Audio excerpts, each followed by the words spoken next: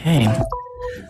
Well, thank you, everybody. Good evening. I'm Mayor Stewart, and I'm calling the regular meeting to order. Thank you for waiting a little bit. We had a longer closed session, and also, unfortunately, Councilmember Marks is not here. So we'll be changing a few things up. Yes, due to illness. So, Councilmember Francis, will you please lead the council in the Pledge of Allegiance? I pledge allegiance to the flag of the United States of America and to the republic for which it stands, one nation, under God, indivisible, with liberty and justice for all. Thank you, Councilmember. So today we'll be starting off our meeting with a few presentations. And yes, go ahead, come on up, Mr. Floyd and Ms. Buckingham. Utilities Director Aaron Floyd will be introducing Meg Buckingham. She is the new Solid Waste and Recycling Manager, and also Shane Whittington, the new Business Manager. Mr. Floyd? Thank you. Aaron Floyd, Utilities Director. Great to see you, Mayor and Council members this evening. We are excited about this. This is one of the highlights of my job, is that I get to introduce all of the great new staff that we have. Tonight we do have the two individuals from the Utilities Department. So we will first introduce Shane Whittington. Shane is our Utilities Business Manager, and you will get to see a lot more of Shane in the coming months as we roll further towards our financial plan for the year 2023 through 2025, and you'll be able to see all the great work Shane's done behind the scenes. Come on up here for a second, Shane. Shane's worked for the Utilities Department actually for a little over a year now. He started out as our analyst and then was promoted about 4 months ago to the Utilities Business Manager. And during that time with the Utilities Department, he's improved our business processes and established systems of continuous feedback, both for our internal customers and for our external customers. Shane hopes to continue to create tools and mechanisms to refine and ultimately drive better services for the SLO community in his new position. Prior to working for the city, Shane was a performance management analyst for the Los Angeles Homeless Services Authority. And in his free time, Shane enjoys watching vintage Star Trek Next Generation videos and enjoying all that the Central Coast has to offer. Shane, if you'd like to. Hi. I really only wanted to say 3 things. Thank you for the opportunity to introduce myself. That's 1. 2, I'm excited to continue to work for the city and the talented individuals that comprise that city. And 3, in my small way, I hope to make SLO a better community for everyone. Thank you so much, and welcome, Shane. All right. Now we have Meg Buckingham. Meg is our Solid Waste and Recycling Program Manager. So this is an exciting new position with the city as we continue to expand out our solid waste and recycling program to tackle ongoing issues as well as address upcoming issues related to some of our SB 1383, which you've heard us talk about in the past. Meg also comes to the Utilities Department after serving the city for over a year. She was in Community Development Department, where she was the administrative analyst for over a year there. And in her time as analyst, she was the fiscal officer, helped implement various EnerGov upgrades, including the online building inspection scheduler, and led the department through numerous budget processes. Before coming to the city of SLO, Meg worked for the city of Santa Clarita, where she was the solid waste and recycling analyst there, and oversaw the city's multitude franchise agreements, facilitated rate increases, reported on legislative compliance, and conducted community outreach. She's a graduate from Cal Poly and obtained her master's degree in public administration from Cal State Northridge. And in her free time, she enjoys riding her horses on the beach and helping her husband's family on their cattle ranch in Los Osos. Meg? Hi, Madam Mayor, members of the City Council. I'm really excited to be here as the city's first solid waste and recycling program manager. As Aaron mentioned, I'm not new to the city, but I'm really excited to tackle this new role and enter back into the recycling industry and help the city with our regulatory compliance and helping with our climate action major city goals. Welcome. Thank you so much.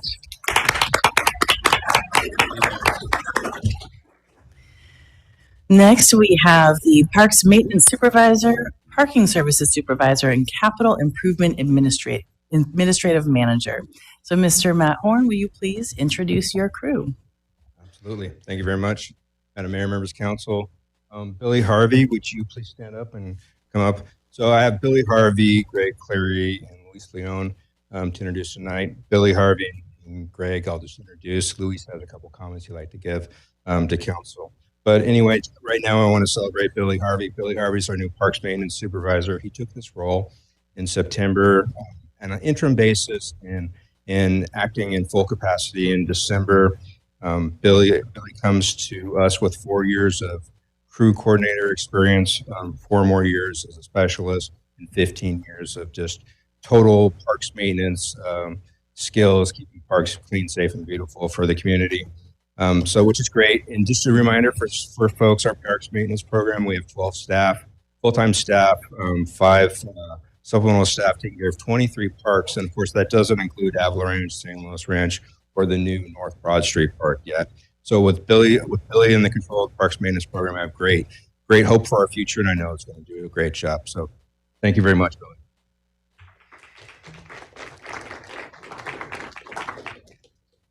And of course, here we have Greg Cleary. He is our Capital Improvement Program Administrative Manager.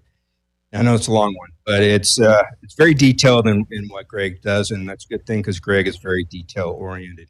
He has a master's in public administration from the University of Colorado at Denver, and he's served different he's been in the public sector for about 8 years, serving different organizations in different ways. So he's included some plan and policy development, municipal services, finance, land use, and planning.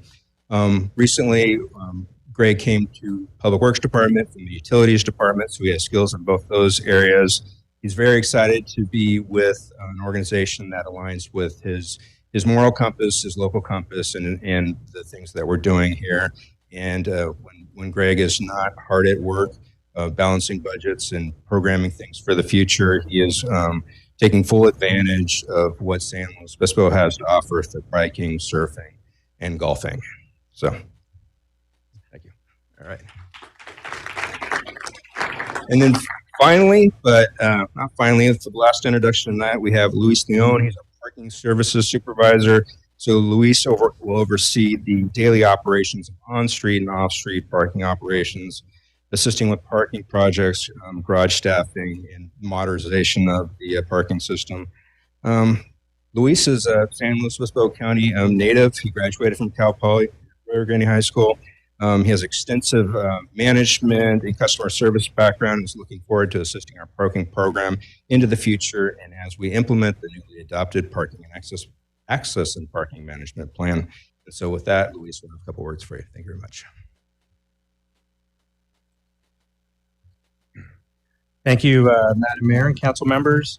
I am looking forward to working with Gavin and the team at Parking Services, as well as City Council and the entire city team. I am new to parking. However, as Matt said, I do bring many years of customer service and management experience. And Matt, you already took away my, I am a San Luis County native. And I just be a dedicated public servant in keeping San Luis an incredible place for all. And again, thank you again, Madam Mayor and council members.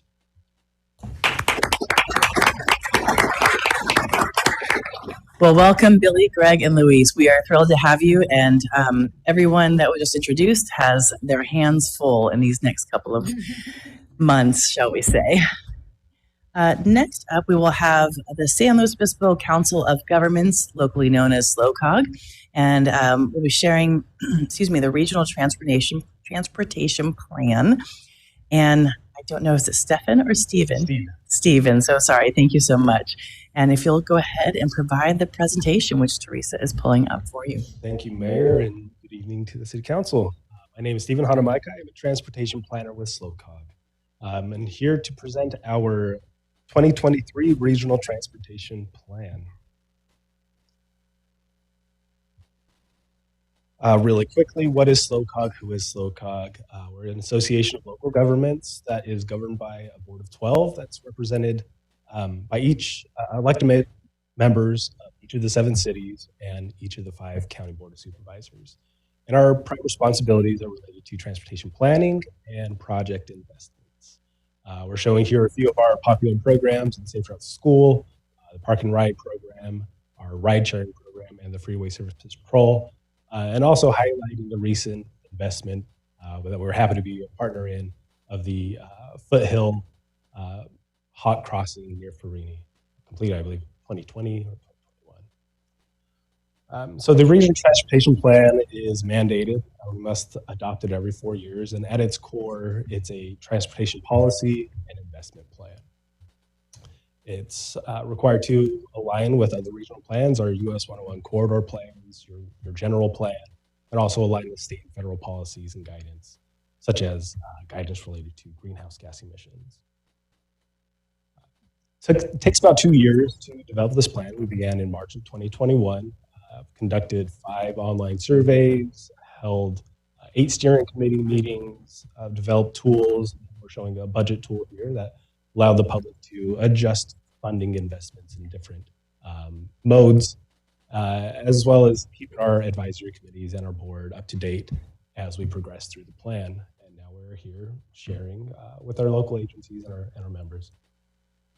The RTP is made up of 4 elements: the policy element, the financial element, the action element, and the sustainable community strategy. The policy element really lays out how we envision meeting these 7 goals that fall under the pillars of infrastructure, mobility, economy, safety, healthy communities, environment, and fiscal responsibility. The financial element is our budget. We anticipate having $3.1 billion available to us over the 3-year 2045 through federal and state discretionary sources and through our local partners. As you can see, we still have a $2.3 billion shortfall, about $100 million per year. So what does this mean as far as highway, major road projects, and access, congestion relief projects? Those take longer to deliver.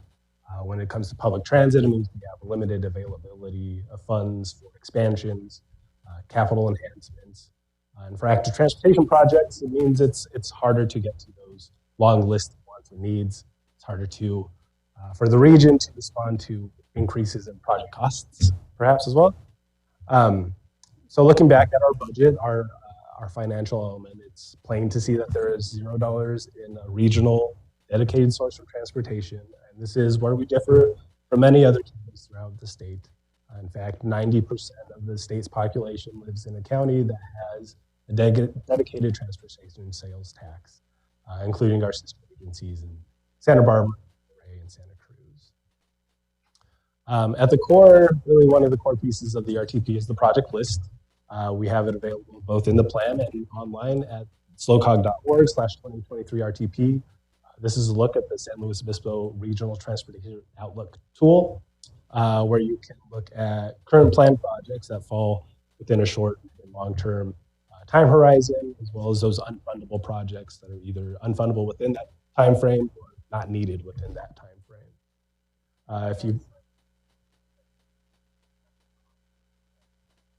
Okay, yeah, is that better? Okay. I heard that. Should have, yeah. So this is available tool, slocog.org/2023RTP. If you go to navigate to your community there on the left, you'll be able to click into it and it'll tell you which projects are fundable, which are non-fundable, when we think that they will be open to traffic. The 4th element of the RTP is the sustainable community strategy. And it's here that we envision a land use pattern that accommodates the 44,000 new people and 18,000 new jobs and homes that we see over the planning horizon, and pairs that with a transportation investment package that, when together, they help us to achieve certain greenhouse gas emission reduction mandates. So the vision of the plan is an integrated, multimodal plan, program of projects that helps us all to maintain a high level of quality of life, helps local economies thrive, and helps us to accommodate the growth that we see. And so our ask to you tonight is to go to slocog.org/2023RTP, take a look at policies, take a look at projects, and offer us your feedback. We're taking the comment period closes on April 6th, and there is an opportunity for in-person comment to be provided at our April 5th SLOCOG board meeting, which will be held at the City of Arroyo Grande at the City Council chambers there. If you have any questions, we're asking you to send them directly to our Planning Division Chief, James Worthley, here at his email address. With that, I'm happy to take any questions, should there be any. Can you clarify again? Did you say comment period closes on the 5th or the 6th? April 6th, in-person comment opportunity, April 5th. Okay, got it. Thank you so much. Thank you. Well, thank you for an awesome presentation. Appreciate being able to see what you're doing at SLOCOG and how we can get involved in the community. Do I have any questions for my colleagues? Okay, seeing none. Thank you so much. Thank you. And we are going to go rewind a little bit on the agenda. I completely missed our first conversation, which is a report out from our city attorney from the closed session. City attorney?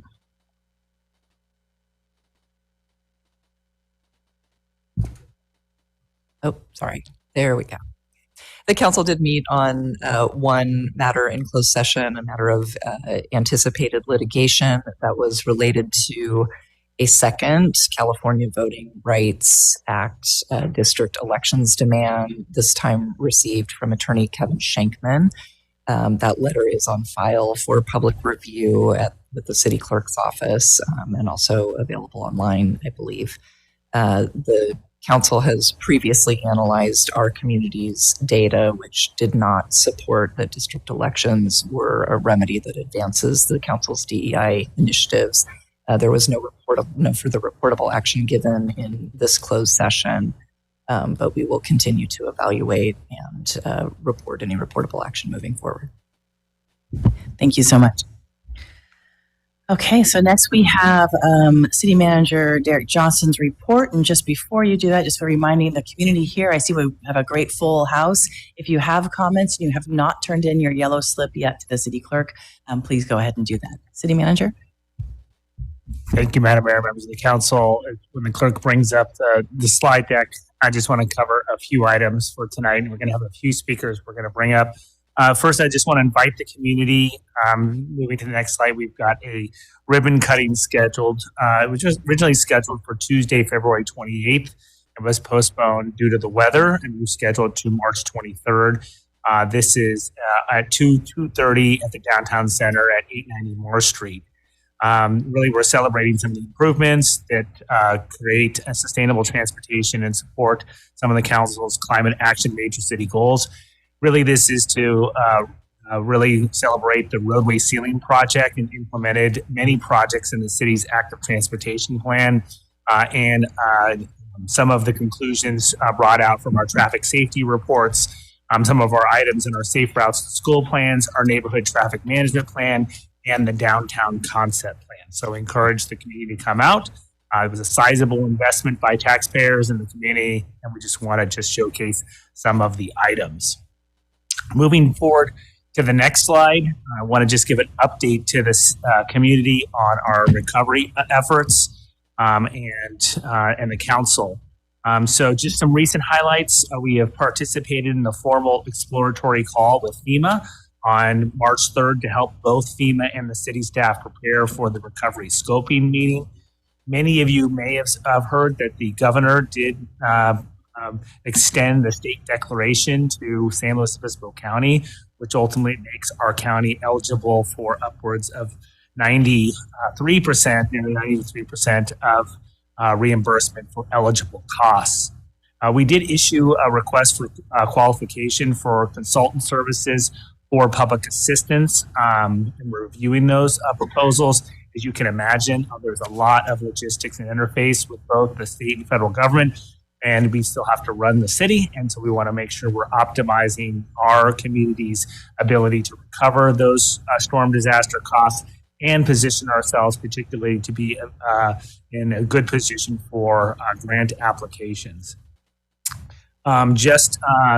Last week, staff toured sites with the local U.S. Department of Agricultural, Natural Resources, and Conservation Services to identify projects along the riparian corridors, which could include assistance on private land.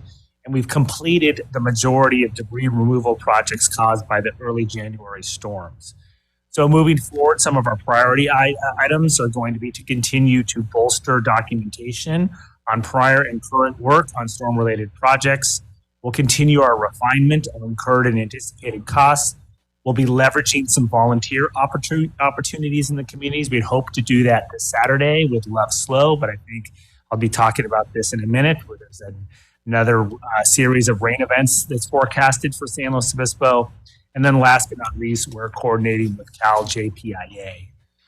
So you can see on this flow chart, we have a long way to go. And so hence why staff is continue to reinforce to the community and the council that our number one priority is to be positioned to respond to the storm events from the end of December 2022 into January 2023. And now we're preparing for another series of storm events. So as we manage our process here to position the city for full recovery. So we move into the next slide, and I think this is a point in time. So as of today, this is the expected storm totals. You can see San Luis Obispo getting an estimate of upwards of 4 inches of rain. The infographic on the lower right portion of the slide really shows and tells the story for our city, the city of San Luis Obispo, and that we're projected to have a fairly significant amount of intense, heavy rainfall associated with winds. So there's potential to be more into the future. So the longer term forecast is showing that there'll be rain events potentially early next week. We'll be monitoring those closely. Matt Horn and the rest of the Public Works team and other staff representatives are gearing up with our incident action plan to begin our storm patrols. And then we'll certainly alert the council if for some reason we have to activate the full emergency operations center. So the number one piece of advice I have for the council and the community is continue to monitor the weather forecasts from the National Weather Service. All of us need to be responsible for having the up-to-date information about the changing dynamics of the weather patterns and the weather events, and then use your own judgment accordingly about what you need to do for yourself and your family to protect yourself. And so we'll update the community and the council as this unfolds, but it's going to be a busy few days and probably into the next week, and certainly will have an impact on some of the efforts we have underway right now. Want to also just cover another item is we are out meeting with the community, and that includes both residents and businesses to help shape SLO's economy and better support current and future generations. So we encourage the community to take the city's economic vision survey online to help us understand the vision for San Luis Obispo's economy. The existing economic development strategic plan was originally adopted in 2012. It was updated in 2015, and the primary goal is to create head of household jobs. The survey is scheduled to close on Friday, March 31st, 2023 at 5 p.m. And you can find the survey at slocity.org/economy and scroll down to the economic strategic plan update. With that, I'm going to go move forward and invite our DEI manager, Nestor, to come forward and talk a little bit, a couple updates on our DEI program. Good afternoon, Madam Mayor and council members. And thank you, City Manager Derek Johnson, for the introduction.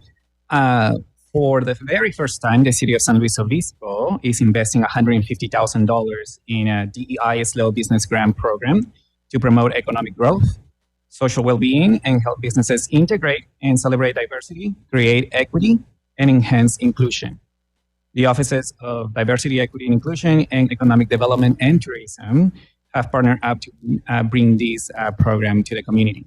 The grant is geared towards the SLO business community, and examples include translating materials to enhance accessibility, create new training programs for diverse skincare and hair, or even developing social media campaigns to attract diverse customers. The application is live and will close on March 31st at 5 p.m. as well. Next slide. And briefly, I would like to announce and extend an invitation to the entire community for a wonderful event that stems from the DEI High Impact Grants. There is a presentation titled Use of Color, in which the presenter and comedian Rain Pryor highlights her experience and goes over her eclectic mix of Judaism and her African-American roots. The event will be this Saturday, March 11, from 7 to 9 p.m., and will be at the Palm Theater. Thank you so much.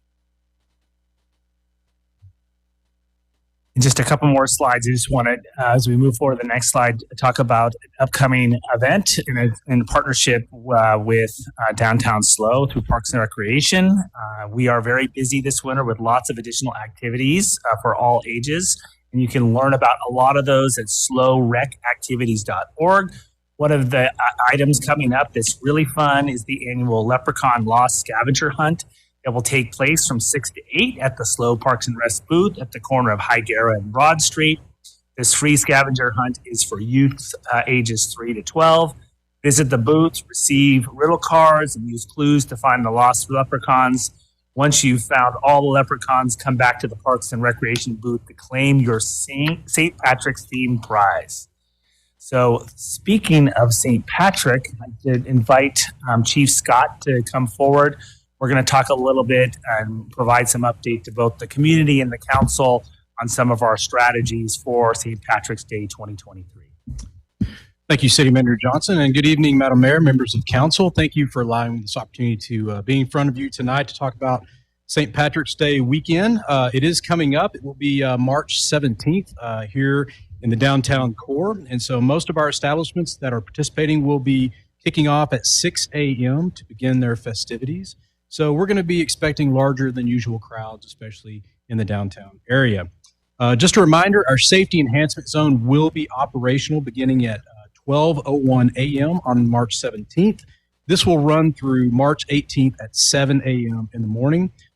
Just to remind everyone here tonight, as well as our viewers at home, the safety enhancement zone allows us to double the fines for alcohol type violations, public nuisances, hosting unruly gatherings, and there can be a maximum of $1,000 per issuance of those citations. So pretty steep penalties there.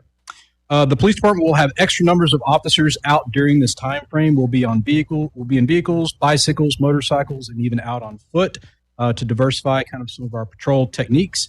And we'll also have available resources from other agencies should that be required. While other parties could occur throughout the city, we're well aware of this. We're going to be proactively focused on hotspot enforcement of critical areas and also those areas where we've had historical challenges due to large gatherings and unruly crowds. Our joint communications plan is well underway now with Cal Poly. We're going to be focused on educating and engaging our community to forewarn of the significant consequences for disrupting the peace and violating our laws. I'm available for any questions you have, but before I do that, I'm going to invite the Dean of Students from Cal Poly, Dr. Peterson, up to briefly talk about Cal Poly's preparations and response from their end. Thank you. Good evening. Happy to be here. I'm Dr. Joy Peterson, Dean of Students at Cal Poly. We thought it might be helpful to share some of the ways that we prepare for St. Patrick's Day, as well as other high-risk events in the community. So we have a committee, a cross-disciplinary committee that meets twice a month to talk about these events, the risks, and how to mitigate them.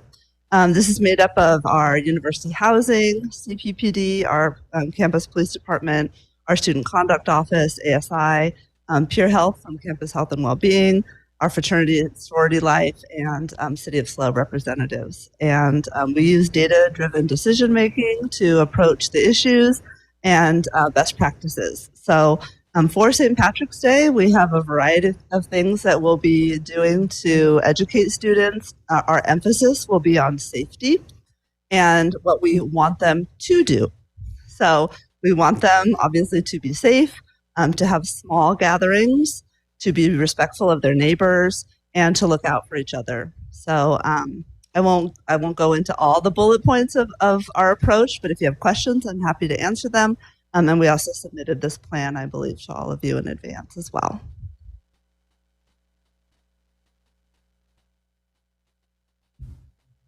Thank you, Madam Mayor. That concludes the staff report tonight, and we're available to answer any questions that you may have. Thank you so much. Going back to your the storm recovery, you mentioned reviewing proposals. Are those proposals from the community, and are you still accepting them? Madam Mayor, members of the council, we solicited proposals. We followed some work that was done, I believe, originally by both Santa Barbara County and Monterey County to solicit proposals for financial consultants to help us navigate the claims process through both the federal and the state agencies. They also then help us sort through the variety of different costs that the city has or will incur, and then work with our grant coordinator ultimately to identify programs if it's not eligible for emergency or exigent reimbursement, to then potentially identify grant programs that we can apply for. So say, for example, that there is an embankment that threatens some infrastructure. It's not an imminent threat of failure, but we know at some point we need to address it in the future. And so part of that analysis is that we work with this team to then look at the grant opportunities, and then what's the best ways we could use both local and state and federal dollars to make sure that our community infrastructure is restored. Great, thank you. And you mentioned paying attention to the storms. Emergency preparedness for the community, is that prepareslo.org? That is the website. I think if we have a storm event that ultimately results in flood conditions and flood warnings, the prepareslo.org is a great location to go. But I really encourage people to monitor the National Weather Service as a primary source, and then look to other sources for up-to-date information. The city's website, should we find ourselves in an emergency situation, we will refer to other websites, including both the county and other agencies, so the community can get up-to-date information. Particularly last time, probably the most interest from the community was about road closures, sandbags, and then, if needed, evacuation roads. Great, thank you so much. Council Member Shorsman. Yeah, just a question or two, I think, for Chief Scott. There he is. Snuck back to the back of the room. For those community members who maybe live around Cal Poly, or I suppose even if you don't, during the safety enhancement zone or otherwise, maybe leading up to that or after, what is the best way for people to reach out if they feel like there is behavior that's getting out of hand or loud, or there's inappropriate behavior happening around their homes or in the community? Great question. We always encourage, we have a non-emergency number, but over this time period, we're encouraging people to call 911. We have the staffing, we're ready for these type of calls. We've anticipated, different types of behaviors that we're to expect in the community. So we want people to call 911 so we can get those in the queue and get our officers out there as quickly as possible. That's good to know. And we found it's important to get there early so that these issues don't grow. Awesome. Thank you. Thank you. Thank you so much. Councilmember Francis. Councilmember Shorsman, actually, I still have my questions, but just a quick follow-up on the sandbag locations or the sand locations for folks who might be planning ahead. Madam Mayor, I'm going to ask Public Works Director Matt Horn just to give us some early thoughts where we might position some sand if we find ourselves in that situation. Sure, absolutely. So we always have, I should say we always have. We commonly keep a supply of sand at 25 Prado Road. I'd highly suggest people use that location. There's also some at Sinsheimer Park in the kind of the bus barn area, and also at Laguna Lake. So those are 3 locations where we stock sand for folks. As just a quick reminder, we provide sand. You need to bring sand bags. So bring the bags, we have the sand. Thank you. Thank you so much. Where do you find that? Farm Supply, Home Depot are the 2 common locations. Thank you. And thank you, Chief Scott, for the 911. Definitely did not expect that, so great to hear. I don't see any other questions from my colleagues, so thank you, City Manager. Appreciate the report. Next, we'll go ahead and do the public comment for items that are not on the agenda. So if you are here for 6D, the North Truro Greenway, or anything else on the consent agenda, hang on tight. So any public comment for items not on the agenda, City Clerk? Yes, we have one, Ellen Forrest. Thank you. Good evening, Madam Mayor and the Council of the great city of San Luis Obispo. I stand before you for the purpose of respectfully encouraging the council to reconsider its position regarding the ordinance banning the rebuilding of billboards within San Luis Obispo city limits. My name is Alan Forrest. I'm an officer of the Lodge 322 of the Benevolent and Protective Order of the Elks. A smaller sized unlit billboard which served as a revenue stream for our nonprofit was burned down in the commission of a crime by unhoused trespassers in the late summer of in 2022. We are requesting the opportunity to have it rebuilt, then rent it to a local organization whose core values align with our own. The Benevolent and Protective Order of Elks, Chapter 322, has spent nearly $16,000 over the last 2 years handling the removal of trespassers and their debris from our property. The ongoing community challenges affect and hinders our operations on a daily basis. As part of a dedicated nationwide nonprofit, the Lodge has served the city of San Luis Obispo for 127 years, raising and donating over $60 million directly to the needs of our neighbors.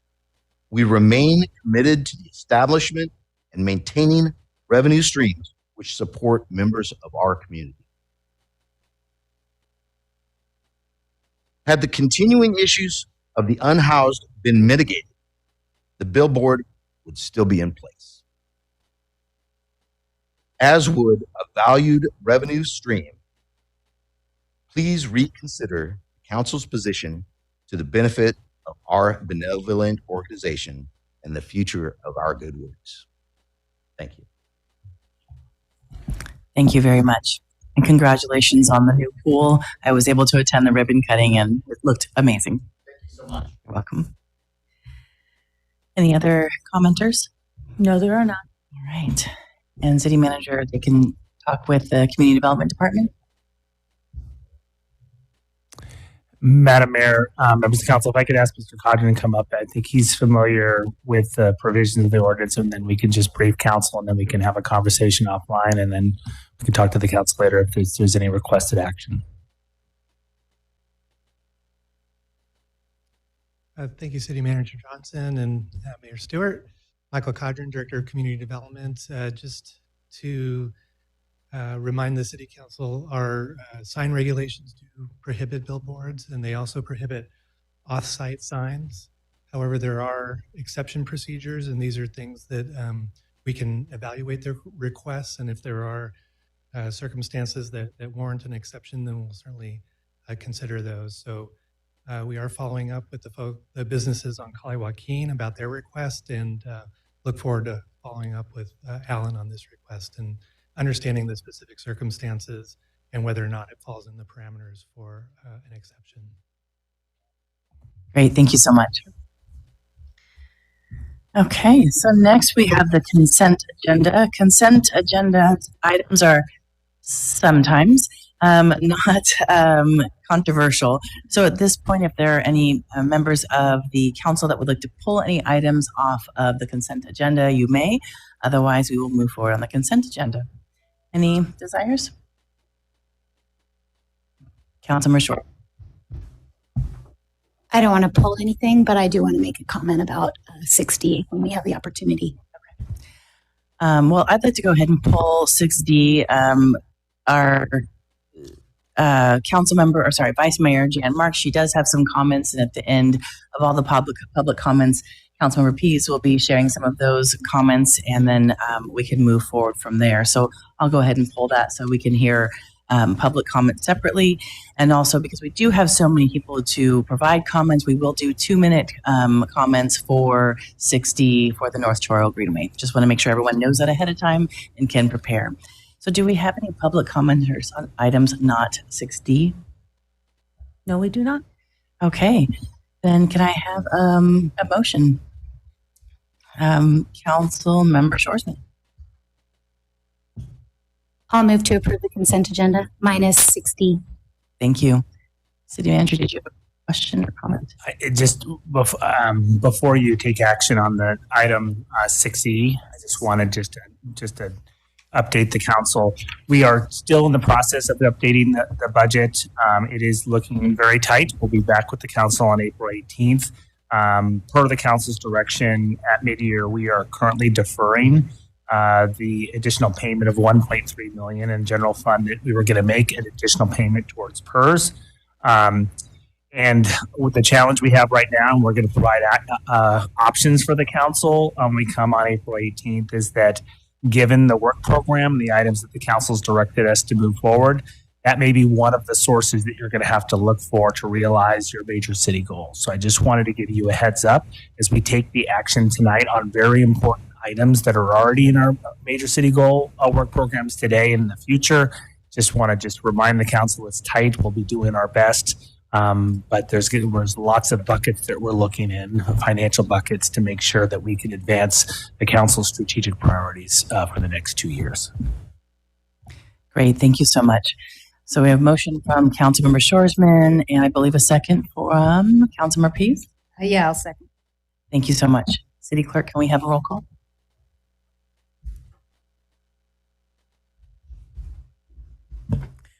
Councilmember Shoresman? Yes. Councilmember Pease? Yes. Councilmember Francis? Mayor Stewart? Yes, so the motion passes 4-0. Or did we say 4-1 absent? Okay, 4-0. Thank you. Sorry, sometimes logistics. Okay, so now we'll go ahead and bring forward item 6D, which is the North Choro Neighborhood Greenway project specification. And the reason that I wanted to pull it is I know that there are quite a few comments we received in email and phone calls, and wanted to be able to give people the opportunity to share that in the meeting as well. And then if there are any other comments or questions, we'll go ahead and do that. So we'll go ahead and start, unless anyone else has anything right now. Okay, public comment, please. Okay, the first speaker is Keith Gurney, followed by Mary Kay Gurney, and then John Madonna.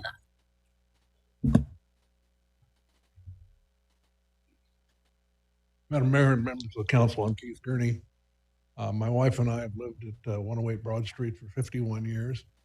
We're very concerned about this project. I prepared a 3-minute speech, and now you've cut it in the third.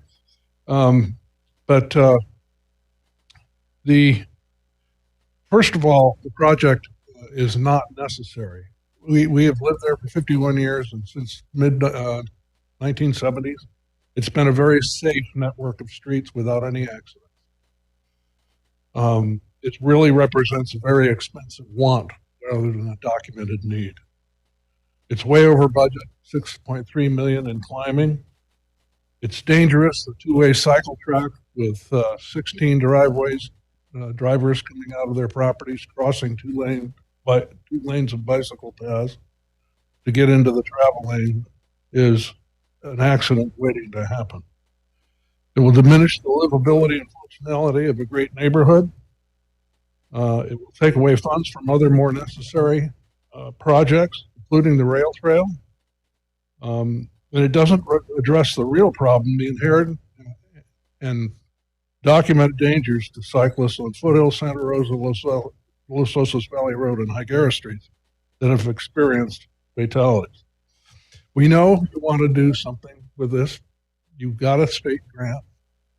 But I ask you that you seriously consider a less expensive compromise that will respect both neighborhood residents and cyclists. One, install the Class 1 bike path on the church property between Foothill and Ramona Street to get the kids off of Foothill, which is dangerous. Two, install the pedestrian and ADA accessibility improvements. I walk downtown probably 2 to 3 times a week. It's needed. Thank you so much. Jeez.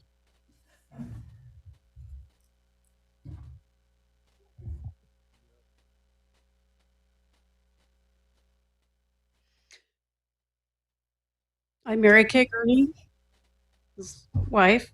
He says we have lived in our house since 1972. There was one collision that we know of between a bicycle and a car, but that's before the stop signs and the speed bumps are put in. And since then, we're not aware of anything. So it is a safe corridor for bicyclists. And I'm not aware of any on Toro. Didn't want to come here tonight. I really don't want to have to do this. But I wish the council had listened back when we had the public meetings and most of the neighborhood, almost all of the neighborhood, was against this. But it's gone forward thanks to a special interest group. I'd like to remind you of the last line of the Pledge of Allegiance: and justice for all.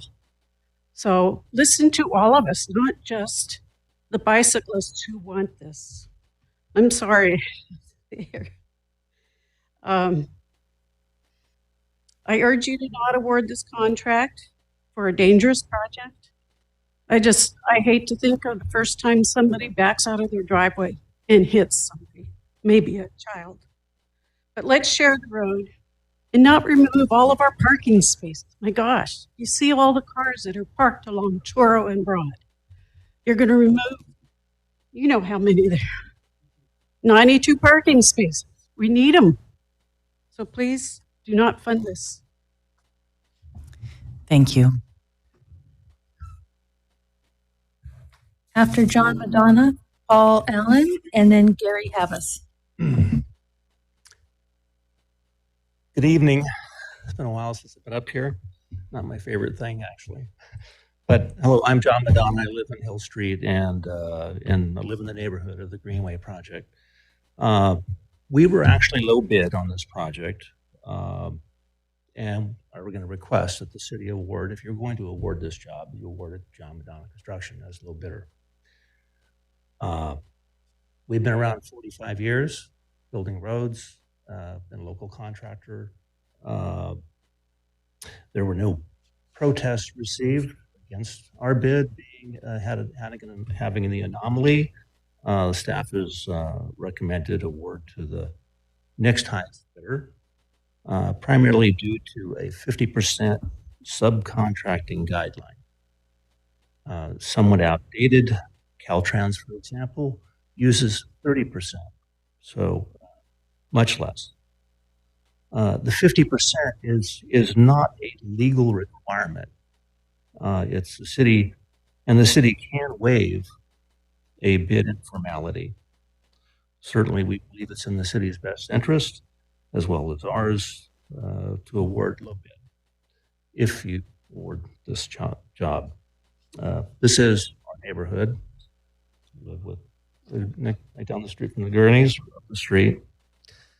And I've heard tonight that there's constraints on costs. You know, it's way over budget. We didn't expect that either. So another $100 and some $1,000. I, as a public person, I think I know what I would do. So, thank you. Thank you.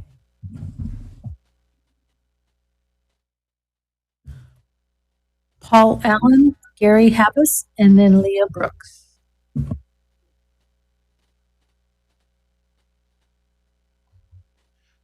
Mayor Stewart, members of the council, before I start, I'm disappointed in the audio quality. It's really hard to hear conversations in the audience area here. So if anybody has trouble hearing me, please let me know so I can get closer to the mic. My name is Paul Allen. I have lived in San Luis Obispo for 52 years.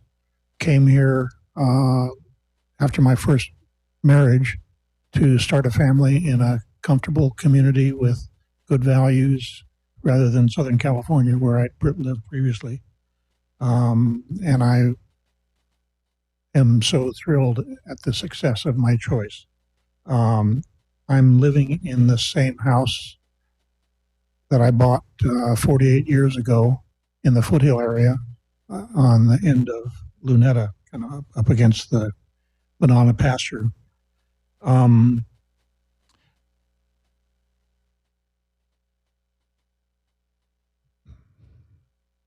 I am also have been an avid and regular cyclist until I developed lower back issues, which ended my cycling and running activities. And a little further background, when I retired 30 years ago from my job with the Air Pollution Control District, I had worked up as the agency grew and as I moved through the ranks to become their fiscal and administrative services manager. So I have good conservative fiscal values. My Lord, 14 seconds. I'm here to address the preposterous proposal for the Anholm Bikeway. It's very controversial. Most of the support for it comes. Thank you. I'm so sorry. That's okay. I'd like to propose to resolve the issues that it creates for the neighborhood, to create a committee of we have to move on to the next person now. Thank you so much. Residents and cyclists to work out a new plan because this one is garbage. This one that's currently. Thank you. Gary?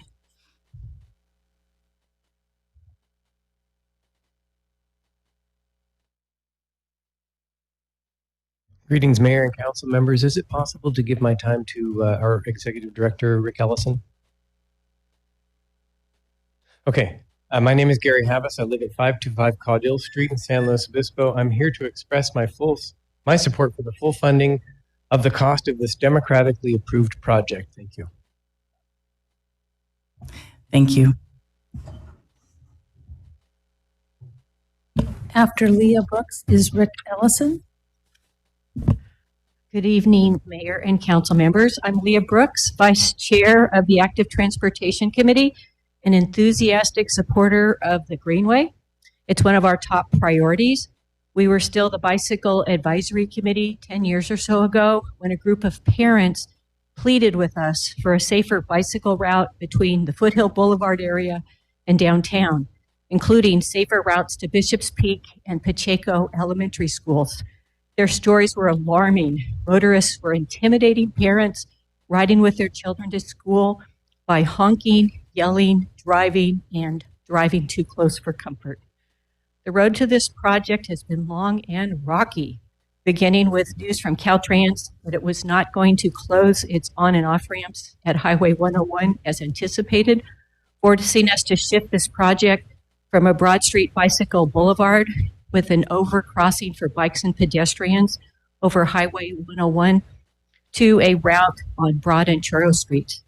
This design before you today represents years of vetting over two once sleepy residential streets that have become arterials with ever-increasing numbers of commuters, delivery trucks, and enormous SUVs with hoods that resemble battering rams. The city needs significantly more active transportation trips to meet its goals and reduce greenhouse gases. This project is essential to help us reach those goals. Please award the contract. Thank you. After Rick Ellison, it's Milo Skupinski and then Brett Cross. Good evening, Madam Mayor and council members. Sounds loud up here. My name is Rick Ellison, Executive Director of Bike Slow County, a countywide nonprofit whose mission inspires, educates, advocates, and works to build a safe, healthy, and connected community through bicycling. Tonight, we're here to support the staff recommendations to award the construction contract, appropriate and transfer funds, and approve the network specifications. We applaud you, city staff, and other community leaders who are working to make San Luis Obispo a vibrant community for all, especially people who walk, roll, or ride. We urge you to use the local revenue measure funds to meet the new bid and fully fund what will enhance the roadway user safety, especially for the most vulnerable, like the 54th and 5th grade school students that I taught on a playground today, and most weeks I do. It's those who are trying to provide a free access to their schools and home. We're confident that the engineers' efforts to account for the best and safest design practices while accommodating the city's desire to maintain some on-street parking without modifying vehicular circulation. Our roadway users will adopt and embrace this new infrastructure as they have elsewhere in the world. The North Choro Neighborhood Greenway has been in the planning process for more than 10 years. The city has conducted numerous community engagement workshops, discussions, and planning sessions. The final design was vetted and approved by council in 2018 after a thorough and rigorous process. Now is the time to fully fund it and move it into a functional reality. Thank you. Milo Sapinski.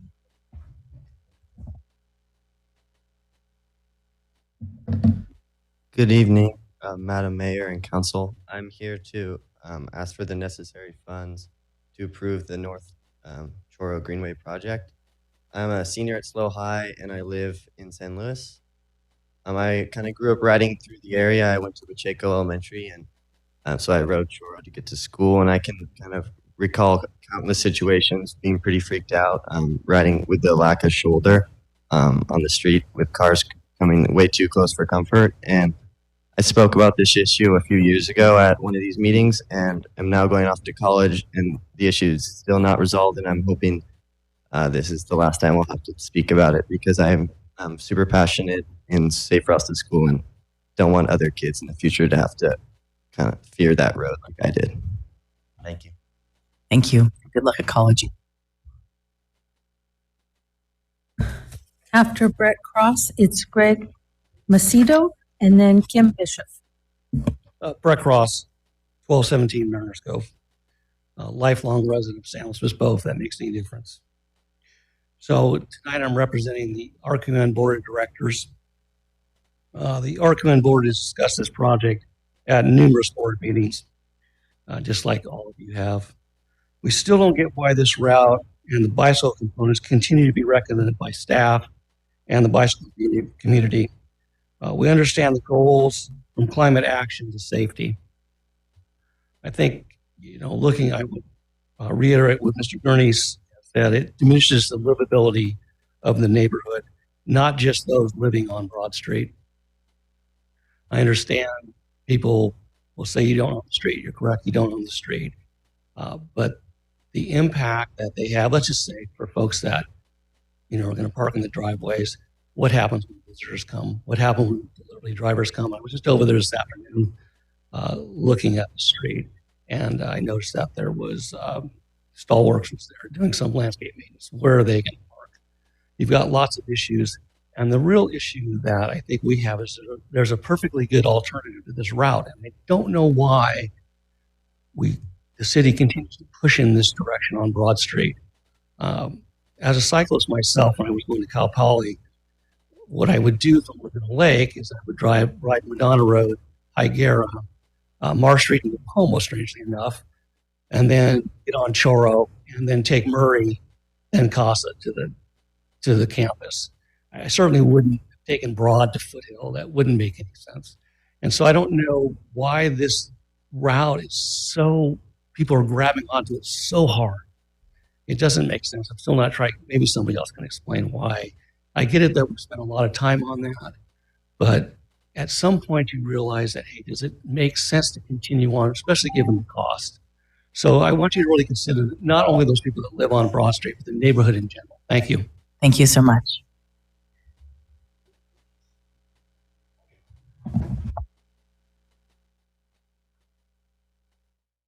Thank you, Mayor, and thank you, Council. I've got this little book. My granddaughter gave it to me, and she said, use this to speak with, so I am. My name, again, is Greg Macedo, and I'm a 36-year resident of the Anholm District. I was a Park and Recreation Commissioner for the City of San Luis Obispo for 10 years. I loved my neighborhood. In 1994, I worked with my neighbors to plant the ficus and the camphor trees that now line Murray Street. In 1996, I assisted with the design of Anholm Park and the children tiles there and the development of the park. So I know the neighborhood very well. And because I deeply care about the Anholm neighborhood, I fully support, and I was also attended the sessions in the library when we were developing plans, or the plans were being developed. I fully support the implementation as designed for the bike lanes on on Charles Street. Thank you. Thank you. Kim Bishop, then Barry Rands, and then Garrett Otto. Madam Mayor, members of the council, hello, I'm Kim Bishop. I live on Broad Street in the North Truro neighborhood. And the first time I stood at this podium and asked a previous city council for help with the what is now known as the North Truro Neighborhood Greenway, my son was in kindergarten at Pacheco, and I was among over 100 people who signed a letter because we were all concerned about the children in our neighborhood being able to get to the elementary school safely outside a car. Those kids are all in high school now, and there have been tremendous improvements in bike infrastructure around town, and I thank you for all the work that went into that, you and previous councils and city staff. It makes a huge difference, but the gap through North Truro still exists.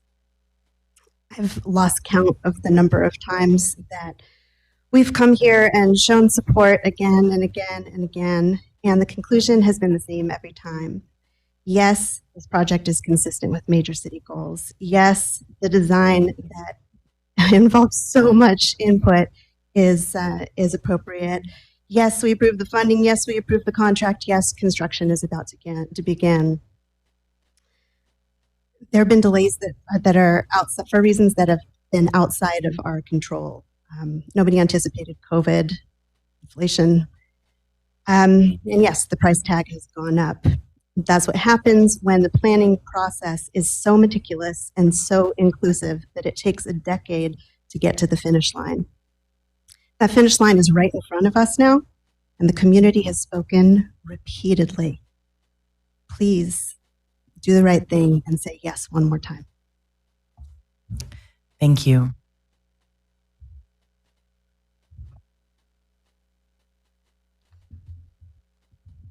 Good evening, Mayor Stewart, City Council members, Barry Rands, resident of SLO.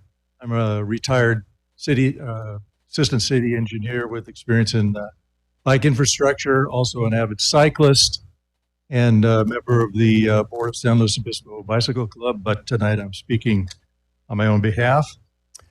You've received a lot of letters and are hearing a lot of comments tonight expressing emphatic support for this project. And I like a lot of it too. And I'd normally join the chorus of support, but for one thing, the design includes a segment of bidirectional cycle tracks on Choro. I've spoken before council several times about the dangers of this design, and my letter explained why. So I won't repeat myself tonight, but it concerns me deeply that so many cyclists are being led to believe that these cycle tracks will ensure safety for themselves and their children. The protected cycle tracks offer absolutely no protection against cars pulling into or out of driveways and intersections, and there's 16 of them. And they only serve to increase the risk of collision at those locations. Drivers will have to beware of cyclists coming from two different directions, along with paying attention to regular vehicle traffic. And with distracted driving on the increase, Can we really expect them to pay the extra attention required to ensure the safety of cyclists in these tracks? So faced with the cost overruns and the fact that a segment of this project will create safety risks for cyclists, Council can reduce both costs and safety risks with one simple amendment to this project. Remove the cycle track segment and reroute the Greenway as a shared street on Lincoln to Mission. Sure, it adds a minute or two of the ride, but experienced riders and e-bike commuters would still have the option to remain on Churro so that they can get to their destinations quickly. Cheaper and safer. It's a win-win. Thank you so much. Garrett Otto, Fred Starbuck, Ann Hodges. All right. Good evening, Madam Mayor and City Council. Here I am again. My name is Garrett Otto. I am a resident of the Ann Home neighborhood. I am a 19-year resident of San Luis Obispo. I think I need to disclose I did work on this project. I got to design the lighting for it, so excited to see all that come through. So what you have tonight before you is a discussion not on the project design. That was determined 5 years ago. It was authorized for bid just 9 months ago. Now you have bids back, and we see the price has grown beyond estimates. There are a lot of factors at play why the project cost has risen. Pandemic hit and the project was cut. Dollars during the pandemic were redirected to supporting businesses. Post-pandemic, we've seen a sharp rise in inflation and cost of oil thanks to the invasion of Ukraine.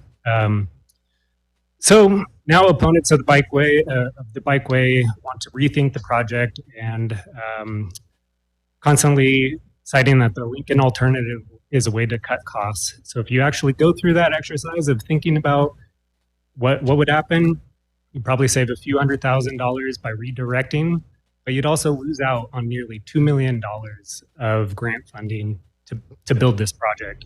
There is a ton of elements of this project that the community supports.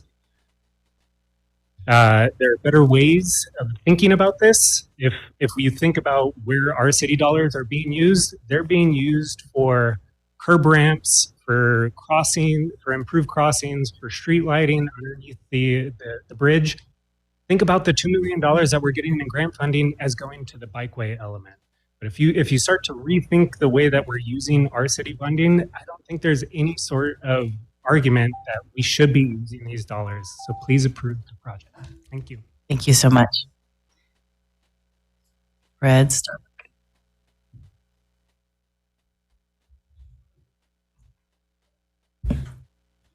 After Fred is Ann Hodges, and then Sandra Rowley. And then my last speaker is Hans Hirschberger. Hello, my name is Fred Starbuck. I live in San Luis here, own a house on the Cascadero Street by the park. So I'm very familiar with walking, riding, and bicycling in that area. And that's been set up for some time now. So maybe this is kind of a lessons learned thing. I don't know. But the thing that appears to me is the novelty of some of these choices. Now, it's hard to retrofit a town to bikes that didn't have it initially understand that. So you have to get creative. But what I see is things are so inconsistent and novel that the bicyclists just do what they want. They don't really follow all the green lanes and all of the signs. Some of the signage just doesn't even make sense. And so if you can keep it simple and consistent, any time to review that, do that. The other thing I like to bring up is the most fundamental transportation of human beings is walking. And when you put bicycles on the sidewalk, it's terrible. We walk in front of Laguna Lake all the time. The section from the lake down to Madonna Inn, there is no option but to be there mixed with bicycles. They go 20 miles an hour down there. And you walk like this. You walk and you look, and then whoosh, a bike goes by at about 15, 20 miles an hour. Somebody's going to get hit there. And it's just, the priority should be, if there's any chance for review, the priority should be for walking if you have something to look at, you might say, okay, how are walkers going to get by? Not everyone can ride a bike. Not everyone has a place to store a bike at their home residence. So I think that should be a priority. Also, I got to mention the intersection at Diablo and Frome Creek is troublesome at best. That should be rethought if somebody's going to do that again. So thank you. Thank you. Okay, Ann Hodges, and then, I'm sorry, I had the two electronic speaker cards. So it's Ann Hodges, Kimmy Yoon, Scott Hildebrand, then Sandra Raleigh.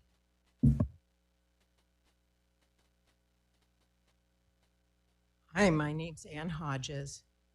I know you're going to pass it tonight. It's a done deal. You won't give up the grant money. And it looks like you're shaking the city couch, pulling it out, taking funds from all these others. It's like college students looking for pizza money. But one of my biggest gripes is the city has a horrible time with follow through. That light under the overpass should have been put in when that was built in the 50s.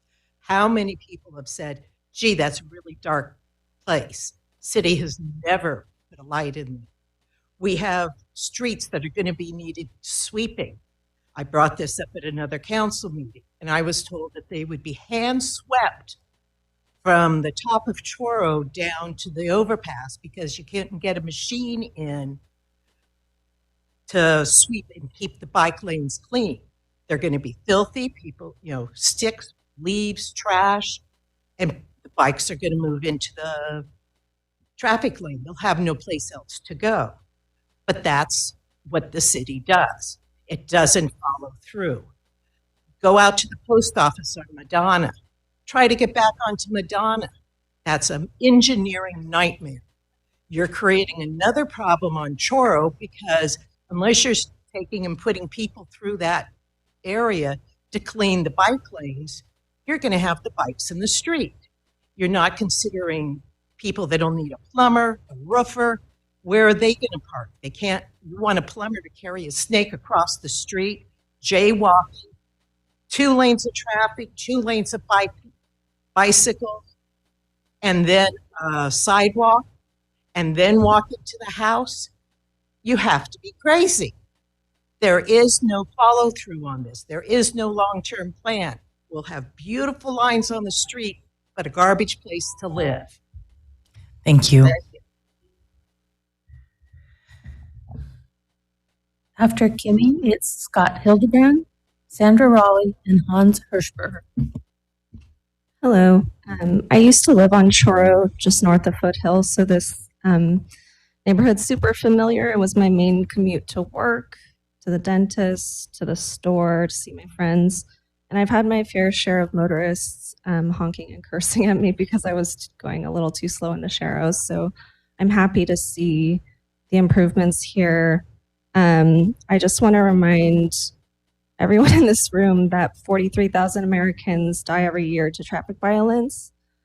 That's people who just took a walk to the store or a ride to school and just never got to come back. So in the time it takes for you, city council members, to conduct this meeting, we'll have lost another 15 human lives to that alone, all because we can't see or realize another possible way to function as a society, except to keep getting around in vehicles and prioritizing vehicles above human lives. So to all the concerns about where the cars will go, please, let's care about space for cars. After my neighbors in wheelchairs don't have to go an extra quarter mile to find a safe curb cut. Please care about space for cars when drivers stop passing me at 50 miles per hour, leaving me at only a foot between my bike and certain death. Please care about space for cars when there are local and intercity bus lines on every major road running frequently. And please care for cars when people's lives are worth more than someone in their car being able to find parking 5 minutes faster. We all just want to make it home at the end of the day. Thank you. Thank you.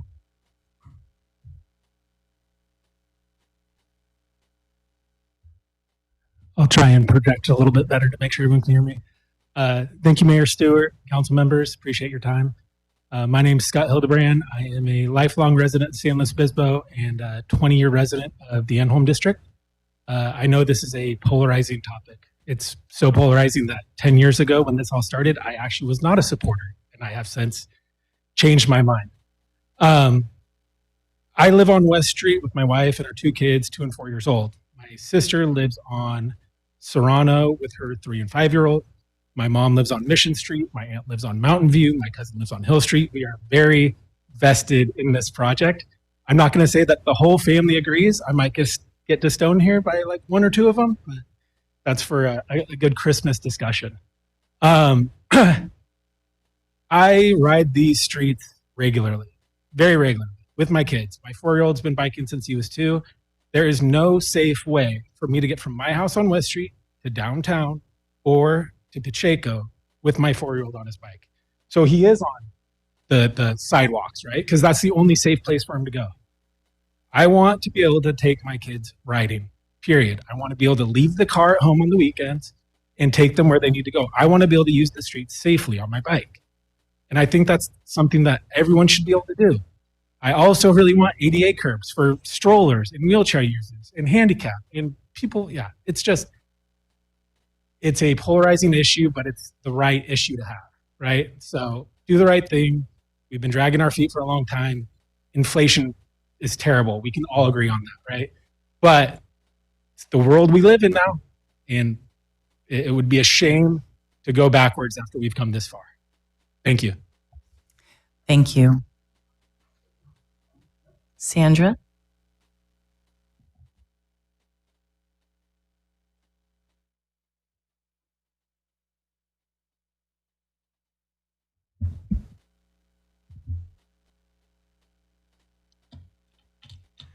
Looking at the staff report, this project has come before council members 4 times. Once for the initial project and 3 additional times to increase the funds that would be required. But this time it looks like you're being asked to authorize unlimited funds. The second recommendation you are being asked to approve would authorize the city engineer to approve change orders up to and in excess of $200,000. I'm used to seeing recommendations for up to a certain amount, but I don't recall seeing and in excess of that amount. It would seem that approving this phrase is a slippery slope.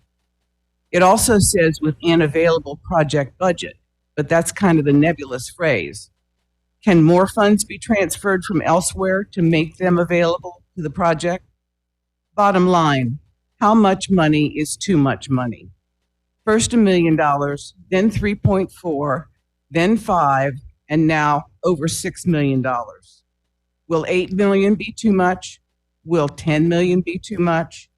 Or regardless of the amount, will council be convinced that so much money has already been spent on the project that it must continue to be funded, regardless of the cost? It is time to stop this train and put the project on a financial diet. The current course is not the way to be fiscally responsible. If it takes paying back $1.7 million in grant money to avoid these cost overruns, it will be worth it in the long run. Additionally, I don't think anybody's saying take the bikes off of Broad Street where there have been no accidents. They're saying the cycle tracks are the problem, and the cycle tracks are the ones taking up a lot of money. Thank you. Thank you. Last, Go ahead. Hans Hirschberger.